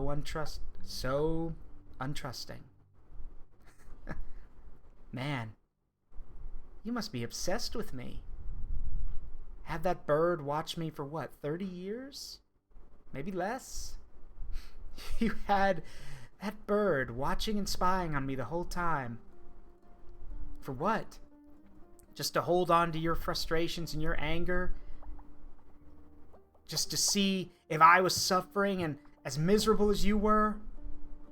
Or maybe, just maybe, you saw that I was happy and that I was moving on. That I crawled out of that pit that I fell into. Zaruk, please let me bite this guy's face off. Not now, George. I crawled my way out of that pit. And as long as it took, I overcame all the pain, all of the suffering, all of the sorrow, and you couldn't take that. You couldn't take the fact that I moved on. The fact that it hurt me. It pained me. It still does. And yet I moved forward. You think that everyone around me was a replacement. You think that I just replaced the lives of those that were lost and that I don't remember. I do remember. Every day. And you couldn't take that. You wanted someone to be as miserable as you were, as you still are. You are a miserable, pathetic, small little man who literally has decided that because you alone in your own mind have suffered more than anyone else, that the whole world deserves to die. You're not the only one who struggles. You're not the only one who faces trials and tribulations every day. I have seen children, those who've lost their way, those who never knew a path to begin with, and those who were happy where they were, suffer. And you want to make a world without pain. How stupid of you. How naive of you. Your pain is what makes you who you are. Your pain gives you the strength to climb out of the hole, conquer the mountains, and face the threats. I don't want my pain taken away. I need my pain.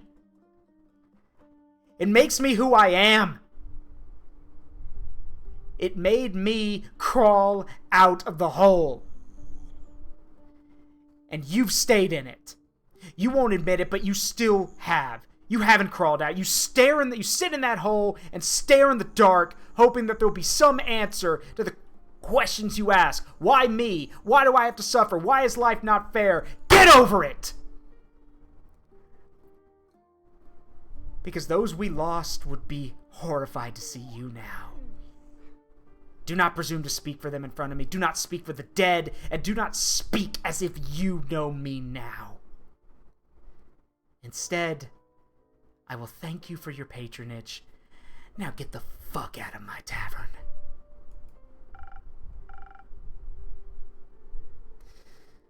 Care to explain? I sent you a little companion so you wouldn't be so alone. But I need her back now. You know I value my privacy. And I value the perfect execution of my plans. So thank you for collecting so much information for me. You don't have to do this. I don't, but I will. Anyway, I got somewhere to be. Speaking of which, my invitation. The offer still stands. Join me and watch as I repair what you've destroyed 30 years ago. Join me to witness the renaissance of times past. I can't. My place is here. What a pity. Almost pains me to see you haven't changed one bit. I've moved on. You should try it sometime. Spoken like a true coward. It's not like I need you anyway. Not anymore. See you soon, old friend. Or not.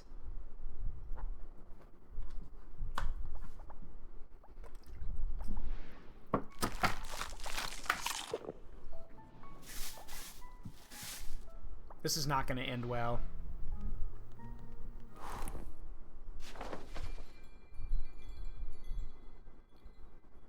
Wait, what delivery?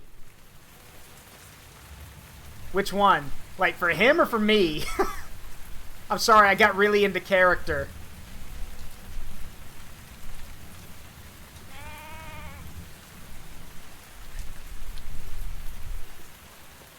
I'm nervous. Melly. Archie, hey. Good morning, innkeeper. Morning. How's your research going? Well, we did a lot of it. That sounds good? Yes.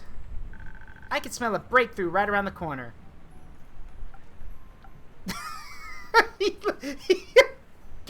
Well, Archie, if you don't... Come on, man. Are you writing that down, Archie? What? No, of course not. No notes are being taken here. None. Archie, I told you already. I might be the bestest detective in Fasoa, and this might be the meeting of a lifetime. But the investigation has to come first. How are you going to have time to write a book about my detective career if the world ends in a few days? I mean, it won't, obviously. Because our friends are super strong and awesome, and we're super smart and awesome, and I, the innkeeper, am super special awesome. But we should still focus on backing them up. I'm sorry, it seems I can't help but gather material even now. You're a very impressive detective, and I fear what will happen if I stop thinking about my books. Is this what I think it is, Detective Molina? I'm afraid it is. Excuse me? It's a severe case of the nerves. Quick, innkeeper, we need a remedy. Only your most revitalizing drink will do. Does the patient agree with their prescription? Really? It's not that serious. Oh, bubbles! Thank you. Perhaps a cure that'll boost my toughness is just what I need. On it, patient zero.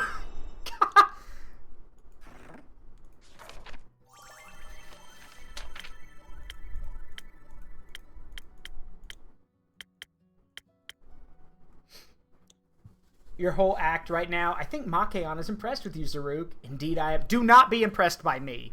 I'm just the nerd who really gets excited and into video games. I like to put myself in the shoes of the people. I really like to put myself in the shoes of the characters. Don't be impressed. Too late. Silence, Imp Man.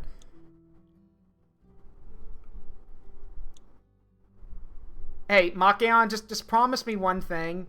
I think I already know where this is gonna go, but promise me one thing. Don't take highlights or clips of this and go show the Tavern Talk team. I don't want them thinking I'm some... I mean, I am, but I don't want them thinking, oh god, this guy's a dork. I already know... I already have enough people telling me that. I don't need the developers of a game telling me I am too.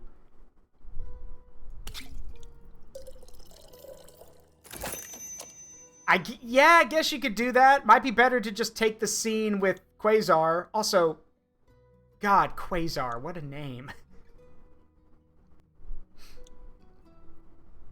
Let's see. One steel tonic, coming up.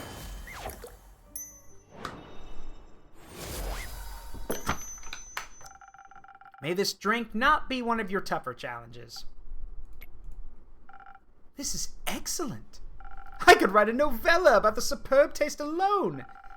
I really appreciate the effort to cheer me up. Oh yeah, I know what a Quasar is. When I first saw his name, I'm like, really? Quasar? I mean, I was thinking a more fantasy name, but alright. It works, I was just a little surprised by it is all.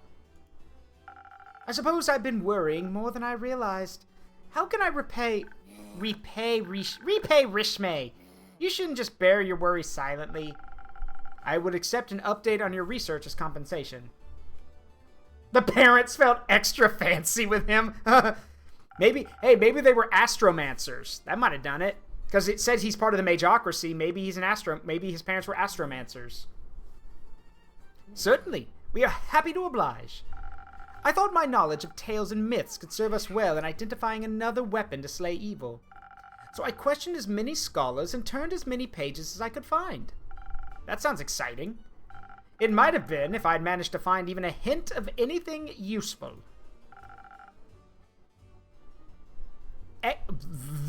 Exthralabury is nothing but a legend. The Lance of Loignis might be real, but it proved impossible to trace. It's okay. So you mean Excalibur, the Lance of Longinus? And don't even get me started on the history of the sword Balmung. Okay. Yeah, that's Excalibur, the Lance of Longinus, and Balmung. So, everyone knows what Excalibur is. The Lance of Longinus is the spear that pierced Jesus Christ's side, and Balmung is a famous dragon-slaying sword. My research ended in total failure. Don't say that. Well, we wouldn't know that there aren't any other weapons if you hadn't looked. Just means we have to move our research focus to something else now. Like my investigation. Oh? Like I mentioned the other day. Yes. Dragon-killing sword, yep. I really wanted to look into who this weird bad guy really is. With a plan like his, he can't just be some random nobody.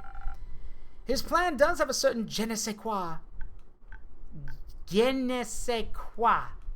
It's just so mustache-twirlingly malicious. I bet he has a mustache. Well... yeah. Yeah, he does.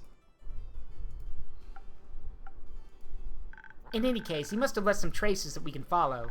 And if we figure out his real identity, we'll know his mortal weakness. Like an old wound. Exactly! Someone who wears that much armor must have something underneath. So we'll just have to wait until he takes it off. Once he takes a bath, we should... I've seen so many streams and every single time people check if he has a mustache.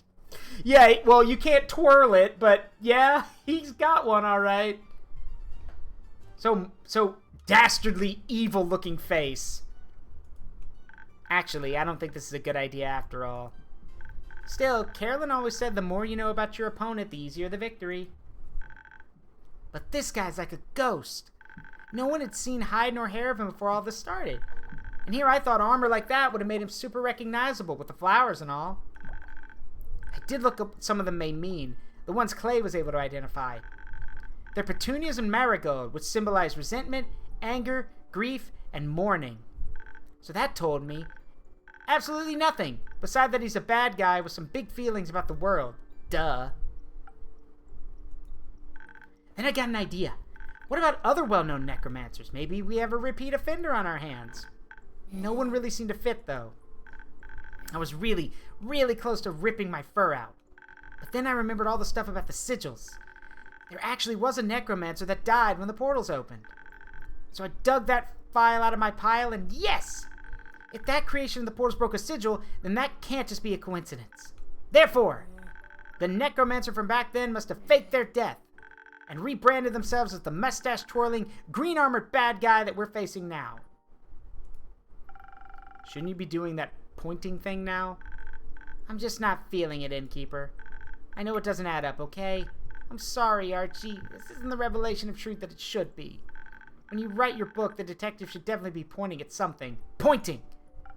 Yes, I'll write that down. Good.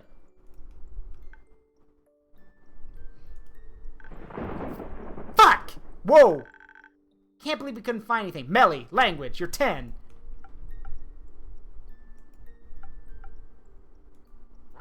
Who taught you that word, Melly? Wouldn't you like to know? Yes, I would, actually. Then again, it might have been me. Unfortunately, I think Melly's been in the tavern where I have used some colorful language. Oh well. What are you planning on doing now? We need a new perspective. Maybe there's something we haven't considered yet. That's why we brought some of our research materials with us. Wouldn't a library be better for this? Taking bets on who taught her the word. I bet Grace, because why not? No, she probably heard Grace get really pissed about something Hex did. Grace swore, and then immediately looked at Melly and was like, Melly, you cannot repeat this word in public. Maybe, but there wouldn't be enough space to set up the conspiracy board.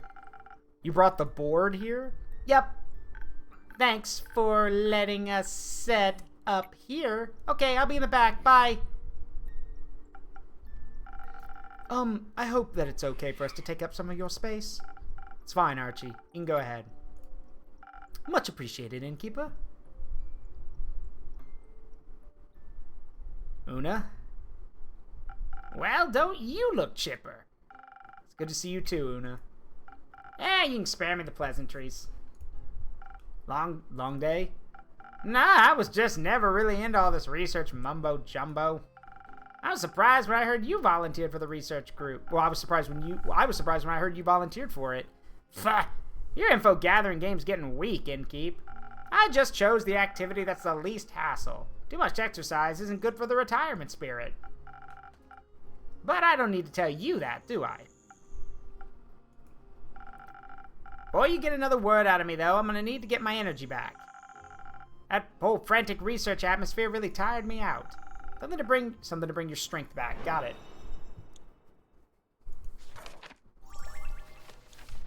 Yeah, no one's forcing you to work, Una.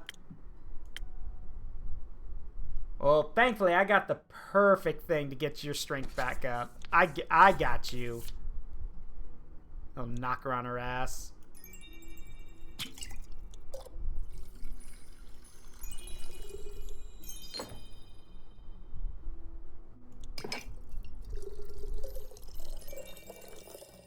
There we go.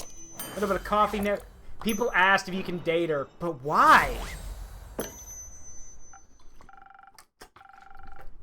I'd rather date Carolyn. But again, I'm married, so... Here, for all that heavy-duty crocheting you're doing. I feel like I could crochet gloves for an entire army with this. You got some more adventurers stashed away in those back rooms of yours? Just some frantic researchers, I'm afraid. So what else have you been up to? Just making sure Grace and Scully don't work themselves on an early grave for the most part. Any news on that front? Are you in the mood to be underwhelmed? Listen to what my patrons want to share, whether good or bad, to keep part of the job. Spoken like a good little innkeep. Please do not say that. As for their research, not too many surprises there, to be honest. The damage that breaking the sigils did is pretty much irreversible, as expected. That teleportation spell Grace is looking into is also not getting any less dangerous. Even with all the modifications she's making, there's still a good chance of it backfiring. And by good chance, I mean like 70%. What kind of backfiring are we talking about? Like killing you? Like killing you instantly. Exactly. Oh. How are Scully and Grace feeling about everything? They're taking it in stride, or they're just too stubborn to give up. I'm not sure. That sounds like them. What about you? Me? All of this must be pretty disheartening. I mean, not really. These kind of doomsday scenarios just lose their impact after a while in the business. I've lived my life, I've made my choices, now I'm just doing what I want either way. If the end of days comes knocking, I'm on my porch crocheting and drinking, I'll have no regrets. But you're not on your porch. You're here, looking after the people trying to avert that doomsday scenario. And the mask breaks. Can't believe I had to hear that from you. Leaves a bad taste in my mouth. I could offer you another drink to wash it down. No thanks. Unfortunately, you've got a point. I guess I just got swept up in all this a little. Sure is weird. What is? Karen. Not like I need to elaborate, preaching to the choir and all that. I don't know what you're talking about. Ha! Sure, whatever. Ha! No. Let me just ask you this. As you are, will you have no regrets when all of this is over? You couldn't just let me have the last word, huh? No way in I'll leave you to contemplate that, I guess. Are Melly and Archie here? In the back.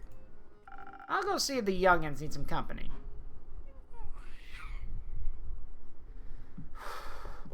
Come on, whole day's gone by. Is there any update? Carolyn!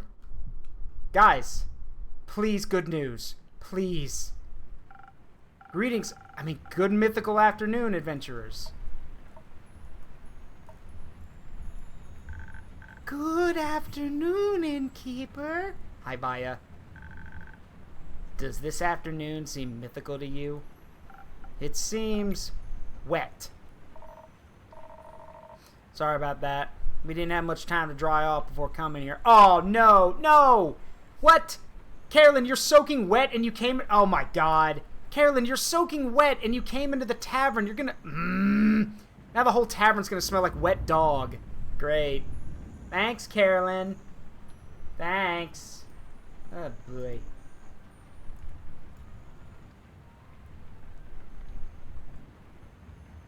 That's great.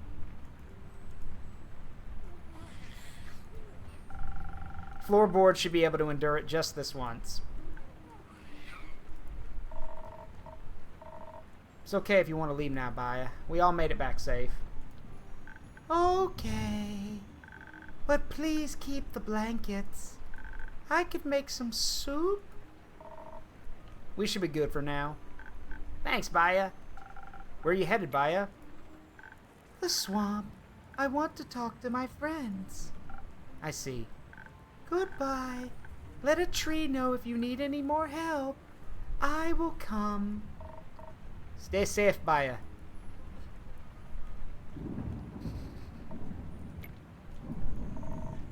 Spit it out already. You've been chewing on this ever since we escaped from that mountain.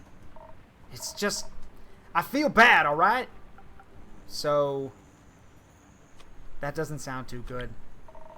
Isn't that pretty obvious? Right. More importantly, have the others come back yet, Innkeep? They haven't. It's a waiting game then. Great. My favorite. Alright, Innkeep, this is where you come in with a drink. I'm gonna explode if we keep brooding like this. We're not that rogue, fellow. And which of my drinks would be of aid? Not sure what could soften the outcome of our quest, but maybe protection from disappointment might do. Certainly. God, so the backup plan didn't work. Great. Oh, okay, well, let's stay positive. Oh, wait, I can't! Because Quasar knows everything. He's already done everything. He knew about it before we even did it. Son of a bitch! Okay. Calm down. Relax. It's fine. It's fine. It doesn't bother me. It doesn't bother me. It bothers me. It bothers me a lot! And your eyes are green! Sorry, I had to get the joke in there somewhere. I couldn't say that one's still green because there's nothing around here, so I just pointed it undo.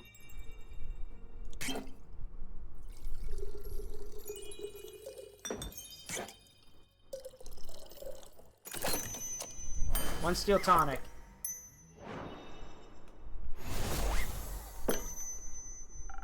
Hope your disappointment will be just a distant memory after this drink. Thanks. This takes the edge off. Didn't realize my soldiers were so tense this entire time. Can I offer you two a drink as well? I'm fine. For now. Count me in, Innkeeper. I don't really want to think about it. But perhaps understanding where we failed wouldn't be a bad idea. I'll see what I can do. Great.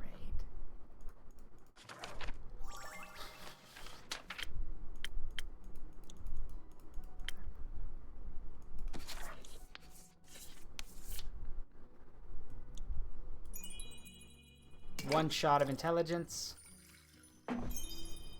One shot of dex. And then 2 shots of Ignis! Which is exactly what I'm going to do to Quasar if he comes in here again. Whoa, what? Oh, did I fuck up? Wait, what happened? Why did I get a... What happened? Why did I get a... Okay, wait, was that supposed to happen? Oh, it's just a okay, that scared the shit out of me. I thought I'd screwed up. Yes, might be just what you're looking for to understand the meaning of everything. 42. Oh my god. What? Weird. I don't know where that came from. God. Yeah, the answer to everything. 42. God. Okay. This is good. My synapses are firing at the speed of light. Here's my conclusion. We might be really, really fucked. Was it that bad? You don't even know the half of it. Wait, this can't just be it, right? Grace and the others should have figured out something else by now. You probably already have some quests in store for us for Plan C, D, and X? I'm sorry, Hex. Archie and Melly couldn't find any new leads. And Grace and Scully are still at it, but from what I've heard, they haven't found much either. That's... Come on, Innkeeper, stop joking around. I don't think this is very funny. Neither do I. Then what are we even doing here? What? If the Innkeeper doesn't have any quests for us, why are we wasting time here? If you haven't noticed, the world might be ending soon. We failed to create the world-saving weapon, and now we're here to what? Have a nice chat? Oi! You're mighty close to overstepping there, wizard. Well, maybe someone needs to say it instead of just lazing around. Hex, sit your ass down. This is no time to lose your cool. We aren't just here to chat. Information about the group that went to the Twilight Chasm will reach this inn first. At this point, we need to know their fate. It'd be foolish to go running around without a plan. So, are we cool? I'm sorry. Not exactly a good look for a wizard to lose his head, is it? As long as you realize that yourself. While we wait for the others, I think it's time for another story, Innkeeper. I'm looking forward to getting some context. Right. After our chat the other day, Kyle and I went to pick up Hex. We said goodbye to Kyle. He cried. Then he left for Marlow Castle. Soon after, Karen and Baya picked us up. They just stepped out of a tree right in front of us. Baya was pretty excited to take us to the Highlands. Apparently she's pen pals with the Yeti, and she'd never gotten the opportunity to visit. And then whoosh. Whoosh? Yeah. 1 minute we're surrounded by nice and lush woods, and then the next, vast mountains. Snow. A lot of snow. You guys suck at descriptions. Our journey to the Highlands went so fast, it's barely noteworthy. It was impressive.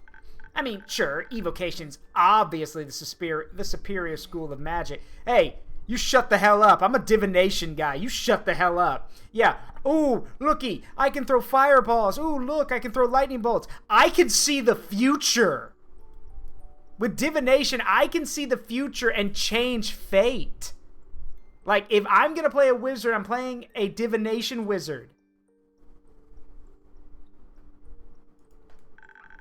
But I suppose such a feat of conjuration was pretty cool, even though nothing blew up. And then you had to keep blabbing to Baya about it until we reached the village. Well, Grace would have killed me if I didn't ask for details. While the view was great, we were pretty disoriented. Even when we found the village Clay told us about, no one could point us toward the temple. Karen looked like she was getting ready to throw people around if they continued saying they couldn't help us. It was clear that no one there knew anything. Even though we still had no idea where to go, we left the village. That's when Baya let out this gut-wrenching scream. It sounded kind of like this.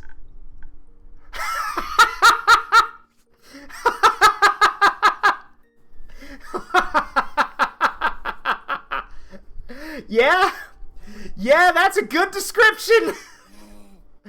Oh, that's good. That's good shit. That is good shit. That's a good joke. Someone give that whoever wrote that a raise. That's a good joke. That's a good description, Hex. Oh boy, that's a good one. Well done, well done.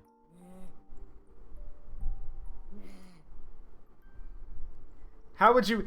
You don't. It's literally just loud. That's it. That's the thing. You don't vocalize it. It's just loud. Thanks. I really appreciate you replicating that scream. But why? Hey, you guys insisted I stay to tell the tale. Did someone die? Oh, hi, Lenny. Good to see you, Melly. No one died. Hex just got a little too excited. Whoopsies. I see.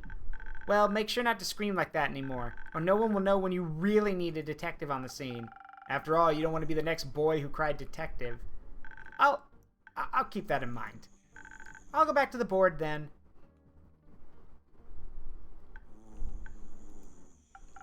So Baya let out a scream.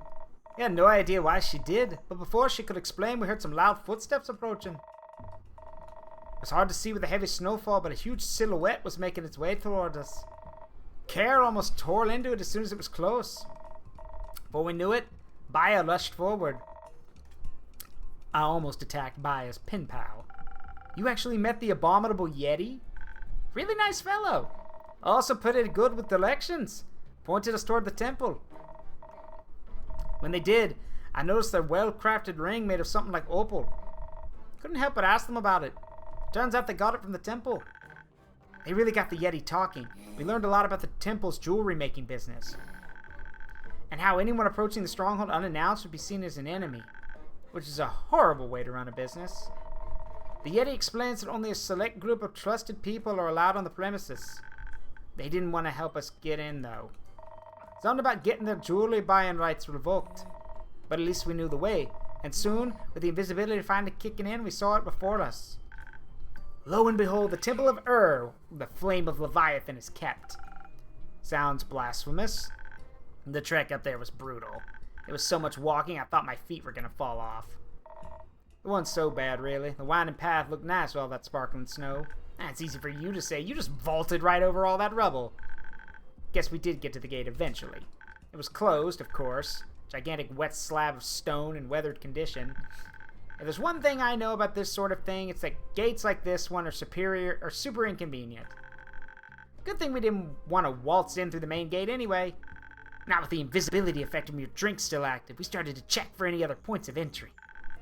So much rubble, we figured there must have been somewhere for us to slip through. Well, there wasn't. And I was already starting to feel this itch of the invisibility wearing off. We were running out of time. Come on, tell the innkeep what you decided we should do next. We might have tried to scale the temple walls. We made it close to the top, but then the stone started to crumble right away under our hands. Hex was the first to fall, but it didn't take long for us to follow. Though it's good to fall with a wizard that can cast a spell to slow our descent rather than break our necks. And here I thought you guys just wanted a big group hug. If you want more group hugs, maybe cast the spell earlier than 5 feet before hitting the ground. Oh sure, I'll try to practice spell casting while falling at terminal velocity more for next time. Well, you did manage it before we were turned into a big puddle of adventurer soup. If only we'd managed to land literally anywhere else. I didn't even know creatures that big lived out there. Me neither. Right next to us, what we had thought was a snow-covered mountain, an eye as big as Care opened. It was the guardian of the temple. It slowly lifted its massive head, and we realized that the mountain path we'd been walking on earlier was no path but the body of the Guiver? Its snake body slowly unfurled from around the temple. While shaking the snow off itself, it revealed its pure white iridescent scales. For a few moments, it just stared down at us. The gigantic opal embedded between its eyes shone with every color imaginable. What I wouldn't give to work with an opal of such fine quality. It's good to hear you guys had a mythical moment there. But I, for one, was worried about the overgrown snake with wings. The Guivera unfurled its wings from where they had been tucked against its body and rose into the air. An attack position. Struck with such speed, we only avoided it thanks to Care's quick reflexes when she pushed us into the snow. All I could think about was what I didn't want to fight it. When it was getting back into position for another strike, I screamed our intentions out. I couldn't imagine the dragon's guardian would be indifferent to our objective. Didn't seem to care much about it, though. or it didn't hear us. I didn't want to give up. We had to communicate it with in a way that it couldn't ignore.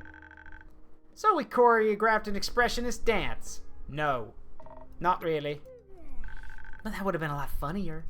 In any case, instead of trying to fight it, I told the others to get moving and get our message across by writing it in large letters in the snow.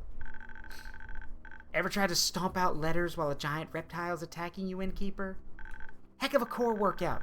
I think I've developed muscles where no muscle should ever develop. Watch out, you might become the first wizard to complete a push-up. And did it work? The push-up? No, the writing in the snow thing. Wasn't sure at first, but when the attack stopped, I saw it looking intently at what it had written. Then it launched itself in our direction again, but instead of trying to attack us, it dove into the snow. The ground beneath us started shaking until all of us were suddenly lifted on top of its head. Thought we were ascending to Tuat's realm for a second, not gonna lie, but instead we were just lifted higher and higher into the air towards the temple, and soon we could see a tower emerging from the temple grounds. Guardian must have understood us after all, because it was taking us to the only place I could have imagined the flame to be. So we were close enough for us to jump down from the Guardian. And then I saw the altar. And?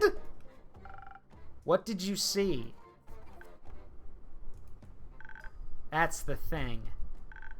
We saw nothing. 'Kay? Nothing. No great flame of Leviathan. Just a devastated altar. And an empty basin where the flame should have rested. We were so foolish. The clues were already there when we were approaching the temple. All the rubble, the poor state of the building. The flame was extinguished during the flood long before we ever set foot in the highlands. I should have known that an eternal flame was too good to be true. It was all such a waste of time. You can imagine our shock when we saw that, innkeeper. The realization slowly began to settle in. There would be no way of forging that weapon. Nothing to wield against the necromancer. Up there at the altar, everything was so quiet. The priest hadn't reached us yet. It was just the sound of the wind and the crushing disappointment we were all feeling. The Guardian didn't need to say a word. I understood it either way. Whatever emotions we were feeling, that couldn't compare to the grief in the Guardian's eyes. Eventually, we were joined by some of the priests who confirmed what we had already surmised. They lost their main object of worship on the day of the flood. At least our disappointment was somewhat softened by the warm meal the priests offered us. I think they felt bad for us. There's community in shared grief. They were pretty interested in that sword of yours as well. Considering everything we learned in the last few days, the minor divinity of it feels hardly noteworthy. I'll cherish it nonetheless. Maybe I'm also just glad that it'll remain a memento of my grandma. So stupid to think I could try to rival her feats. But I didn't expect you to talk to those priests for so long. Never seen you so forthcoming before, Rhea. Ain't exactly every day you see that kind of smithing mastery on display. The jewelry those priests were decked out in was a wonder to behold. Straight dripping. No. Please don't. Hey, you don't complain when Nico says it. That level of craftsmanship is to be expected of Ur's people, I guess. They were really generous as well. Practically forced those opals on you. And that blueprint. You'll misunderstand in that one, Care. That was for ye. It's a sword blueprint that's been passed down since the conception of the temple. A form worthy of the dragon's might, as they put it. Then they wasted it. I know you won't hear it now, but if you ever feel different, it'd be an honor to forge it for you. We eventually got ready to head back. I was worried about the lack of trees around us, but Baya seemed unbothered. We headed out to the courtyard where slowly but surely she grew a whole tree. Its branches were stark white and covered in gleaming leaves. Did she steal the tree of Minas Tirith? Like, stark white with gleaming leaves. Did you steal the white tree? Baya, what the hell?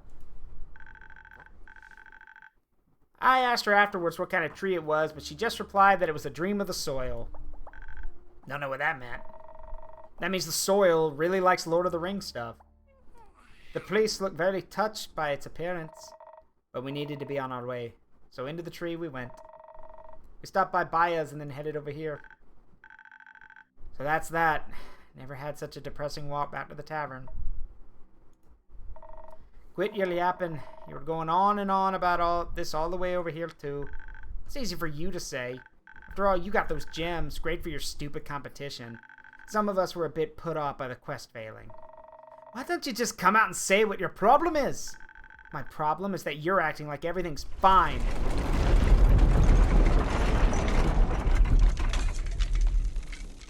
Hex, if that was you, calm the fuck down.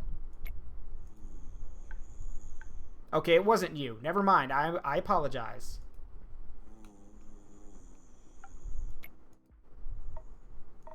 Did it stop? Seems like it. Everyone okay? More or less? Yeah. What about Melly and the others? I need to... I'll go. Alright. Thanks, Rhea. I'll take my leave. We told our story. No reason for me to stick around. I know this is a hard time for all of us, but I need to check on Grace. Goodbye, Hex.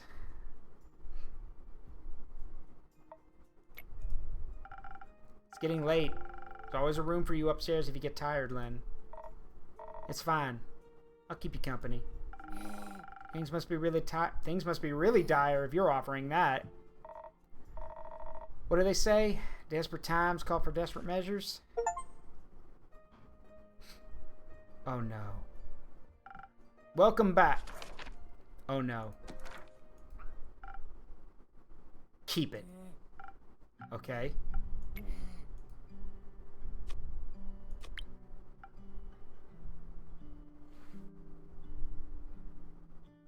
Where's Tia? Where are the others? And Nico's outside, trying to calm Voy down. We didn't want him to throw up in your tavern. Did he have a panic attack? I hope Tia isn't giving him too hard of a time about it.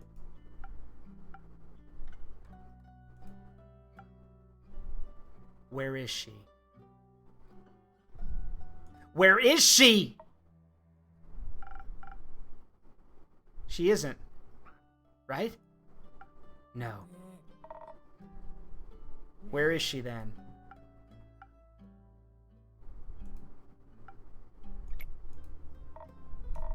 Gone. She's gone.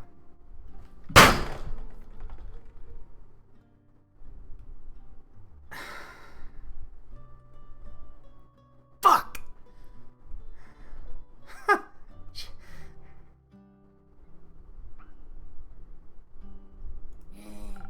She left? No. She's dead. She can't be dead. You're right.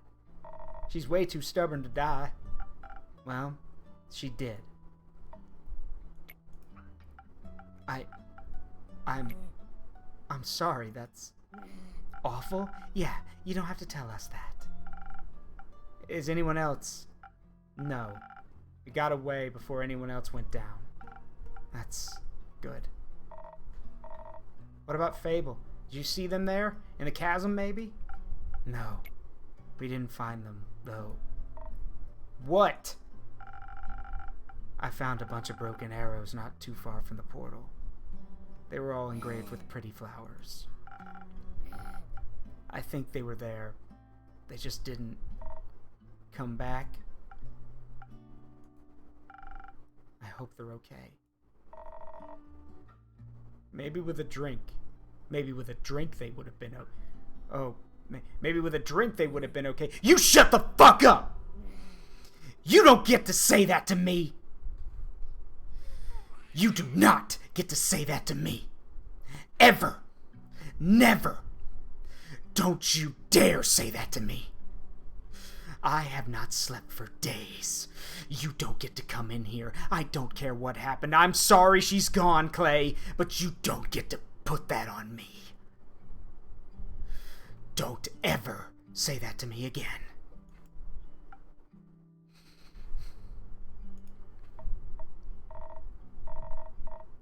What do you mean?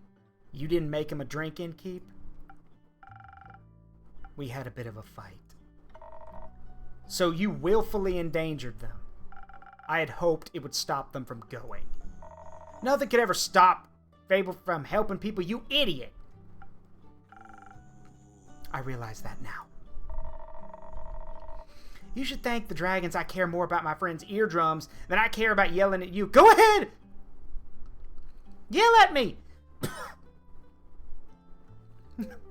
Yell at me! Kill me! Stab me! Torture me! It doesn't matter! Because the pain I feel is still real! I was regretting it the moment she walked out the door! I already regret it well enough. Don't you worry. You better. If anything happened to them... What? If anything happened to them, what? That's what I thought. If they end up like Alethea, I know. Me too. We shouldn't have left without her. Her body wasn't exactly cooperative. We couldn't have taken it with us if we tried. Don't call her that! It? What do you mean it? What? An it? Clay. He's right. Have some respect. I'm just saying. Well, stop saying it! Alright, you three, calm down. No need to spill more blood. Please, tell us what happened. What does it matter? We abandoned her. That's what happened. We didn't do that. We sure abandoned the world. Our angel would be disappointed in us. It's not like we had much of a choice. You would say that, wouldn't you? Enough! Both of you! Enough! You always run. Of course you wouldn't choose anything else. I ran because I have something to get back to, Clay. So did she. Okay, enough. How about a drink for calming all your nerves? No. Time and place. I'll take one. Need to tell you what happened after all, even though I rather wouldn't. Got anything to make that easier? I'm running out of secrets, though. Don't worry. No need for trading today. I don't have anything to wash away the regret. Maybe I can get you something to make the words flow easier.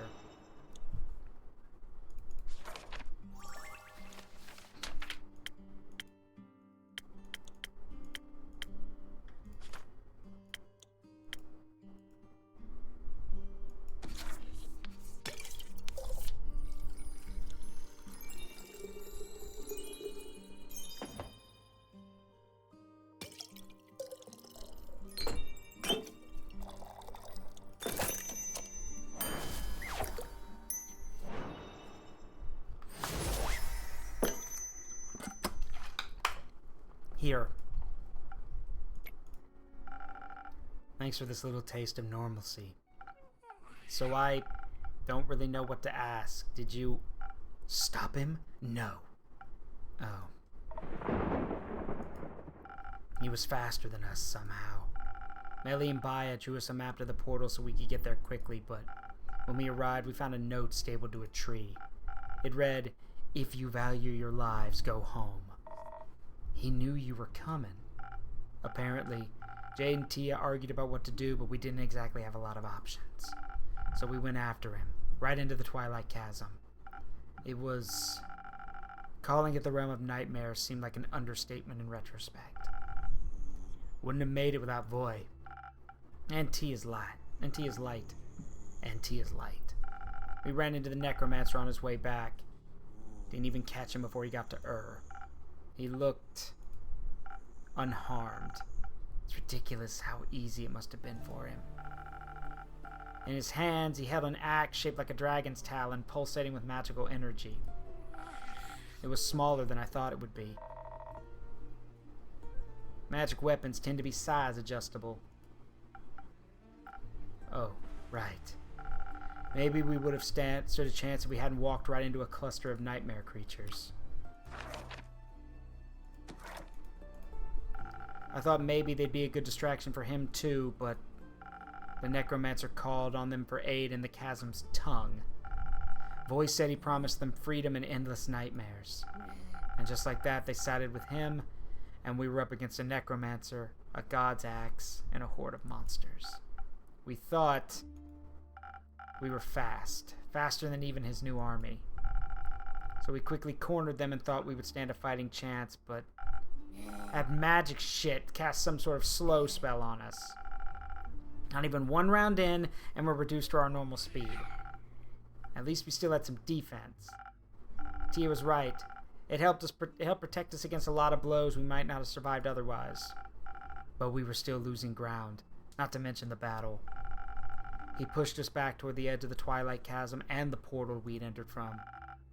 He almost got Voy at that point. Voy had played some sick solo that momentarily charmed one of the monsters away from Clay when an axe landed in his shoulder. He was on the ground before any of us could get to him, and then the necromancer just stopped. Stared down at him like he was looking at a ghost. Maybe Voy reminded him of something. Maybe his dead f***ing heart. Maybe. It gave Aniko enough time to pull Voy away and through the portal back to the moon pools. It's true, you know. You can see all of the 7 moons reflected in their clear waters at once. Would have looked beautiful if it hadn't been for all the blood. And for all the monsters. Blood for the blood god! Skulls for the skull throne! Time and place, please. I'm guessing you just got here, A and B, but let's read the room, shall we?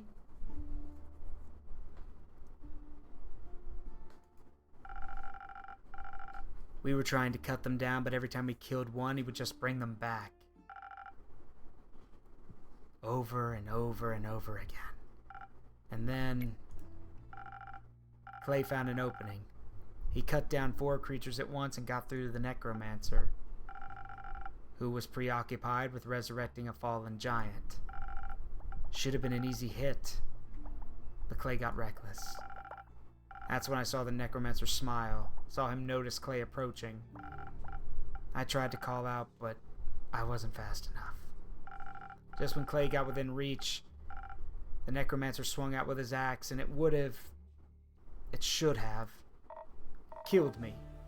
It should have killed me. I'm glad it didn't. Don't be. The axe hit Tia right in the chest as she shielded Clay with her body. She moved so fast. I think when she saw Clay in danger, she finally managed to break out of the slow spell. I saw she wanted to protect him, so I pushed Clay out of the necromancer's way. And as Tia lay there, her body in the pool of the Astral Moon's light, he brought the axe down again. You shouldn't have pushed me. She died to save you. I had to honor that. We might have been able to save her from dying if you hadn't. I wish that was true too. Should have shielded her body so we could revive her. I think that would be a little hard to do now. Why's that? When she fell, the necromancer brought her back. Just raised her up like a puppet. Like it was nothing. You fucking scumbag! Wow. Oh my god. This fucking scumbag. Guy over here talking about how he doesn't need anyone, doesn't need anything, because he feels nothing, and yet he's totally okay enjoying hurting people like this. She was looking right at me. She looked so sad because I didn't save her. Why couldn't I save her? When I saw an undead Tia rise to her feet, her weapon and shield leveled at us, I knew we had to run. I couldn't risk losing anyone else. Iniko picked up Voy as soon as I called for us to flee. Jade didn't want to leave until Voy started pleading with her while he was almost bleeding out. She helped me pull Clay away. I still think it was wrong. It was.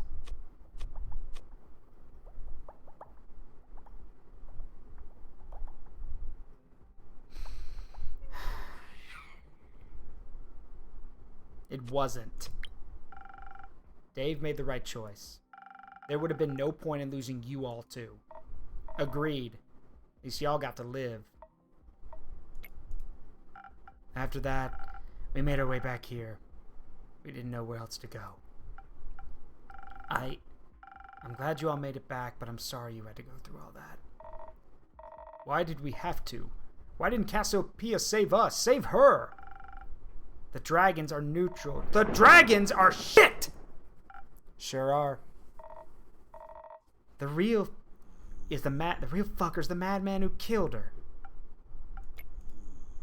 We have to go back. I don't think that's a good idea, bud. We have to. We have to retrieve her body. He can't have her. Now we can use her to navigate that stupid portal, and she would hate that. She would hate being turned into another monster he can use. If we can't get her back, we at least have to bring her here. Give her a proper burial. We can't do that, Clay. We don't even know where they are right now. If we had stayed, we might. But we didn't. Thanks to you. Enough! Again! Both of you stop! We played right into his hands. All this power and strength and magic, and we didn't change anything. Hold on. I'm sure you did your best. What's the point of doing that if it doesn't save anyone? I can't even feel her anymore. The bracelet, it's just empty. There's just an absence where Tia should be. I feel like we'd just done something different. If I had been more stubborn, I don't know if you could have changed anything. Why do you sound so sure of that? I think the necromancer, I think he heard everything. What you planned, I mean. How could that even be possible? After you left, the jackdaw near my window, I think it was a spy, and it heard everything. What? How does that even happen? How did you not notice that? I don't know. I'm sorry. All I'm saying is it's not your fault the plan failed. He outsmarted us. All of us. So there's nothing we could have done. That can't be right. What's the point of all this then? If he knows everything, then we might as well give up. He has Ur's axe, he has an army of nightmare creatures and more. And she's gone. The one person who'd know what to do is gone. And we don't have a magic greatsword either. You've got to be kidding me. What? Magic flame was put out by the flood. So we've lost. It's over. No. He hasn't won yet either. Even if it feels like he has. We're still here, so we can still fight. We can still stand in his way. Hope will only abandon us if we let it. You're right. Us giving up, that's not what she would have wanted. What she would have wanted was to live, to get a chance to be more than some pointless martyr. She wanted to defend others. Don't speak ill of the dead. I want her back. Clay. No, I don't want to hear anything else from you. You didn't even notice a spying bird at your tavern. Or maybe you did. Who knows? You're dishonest with us all the time. Do you even really care about any of this? Of course I care. I care more than you could ever imagine. I wish I could bring her back too, Clay. Well, can you? No. What help are you then? Screw this. I'm done hearing excuses. And I'm done pretending we'll make it through this. Clay, please stay. Okay.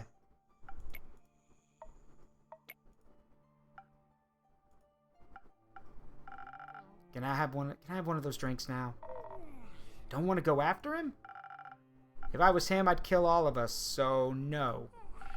What kind of drink do you want? I don't know. Something fast, maybe. Can help with the fight, but might help my stomach. Worth a shot, I guess.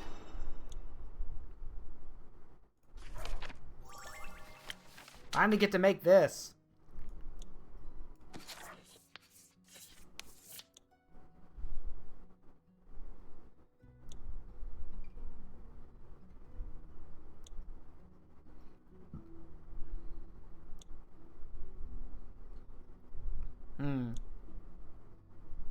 That'll work.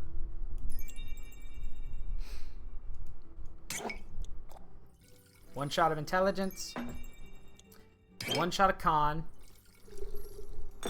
We've already got a thing of Ignis in there, so now we just top it off with dexterity.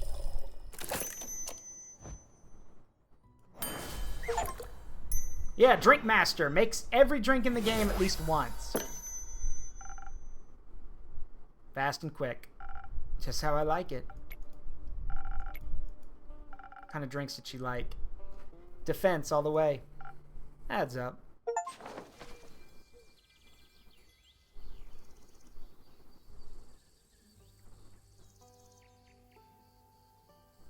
That was quick. We just jumped right to the next day. All right.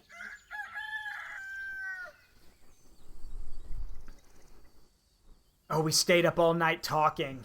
Okay. Okay, look. Here's the thing. Makian, how long is Act 4? Because I don't know whether to continue or if we should call it here for the night. How long is Act 4? Like, I don't want to stop, but we need to keep up with the, but if it's got like another few hours to it, I can't keep going that long. So, how long is Act 4? Like, is it short? If you could guess, how many hours?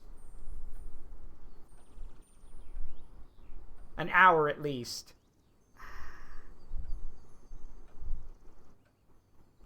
All right, tell you guys what. How about this? How about this? Tomorrow we will finish up Tavern Talk, and then we'll go to Valkyria Chronicles 4. How about that? Is that cool? Like, we'll start at, like, say, 3 or 4 o'clock. We'll finish this, and then we will, and then we'll do Valkyria Chronicles. That sound fair?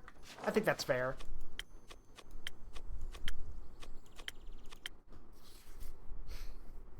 That should be fair. Because I don't want to take any risks. So. I'm in it for the XP. I'm sorry. Oh, I'm sorry. It's 4 a.m. No, go to bed. I will stream earlier, Makeon. Tomorrow I'll stream earlier, so you'll be able to. So it won't be so late where you are. I promise. So Forest, Guardian's promise. Guardian's promise. All right. But with that, yeah, I do want to talk about the ending. So we will definitely be doing that tomorrow. So with that in mind, we're not gonna raid anyone. Well, yeah, we're not gonna raid anyone tonight. It's late. We all need to. Makion, you need to go to bed, and the rest of us need to, to wrap up for the night too. So as always, it has been a privilege and a pleasure to entertain all of you. I've been Zaruk Windcaller, and remember that the memories we make in life, good and bad, make us who we are. Thank you, Lich King. Don't trade him for anything. I love you. Thank you, Makeon. Thank you. Y'all have a great night. I love you all. Bye-bye.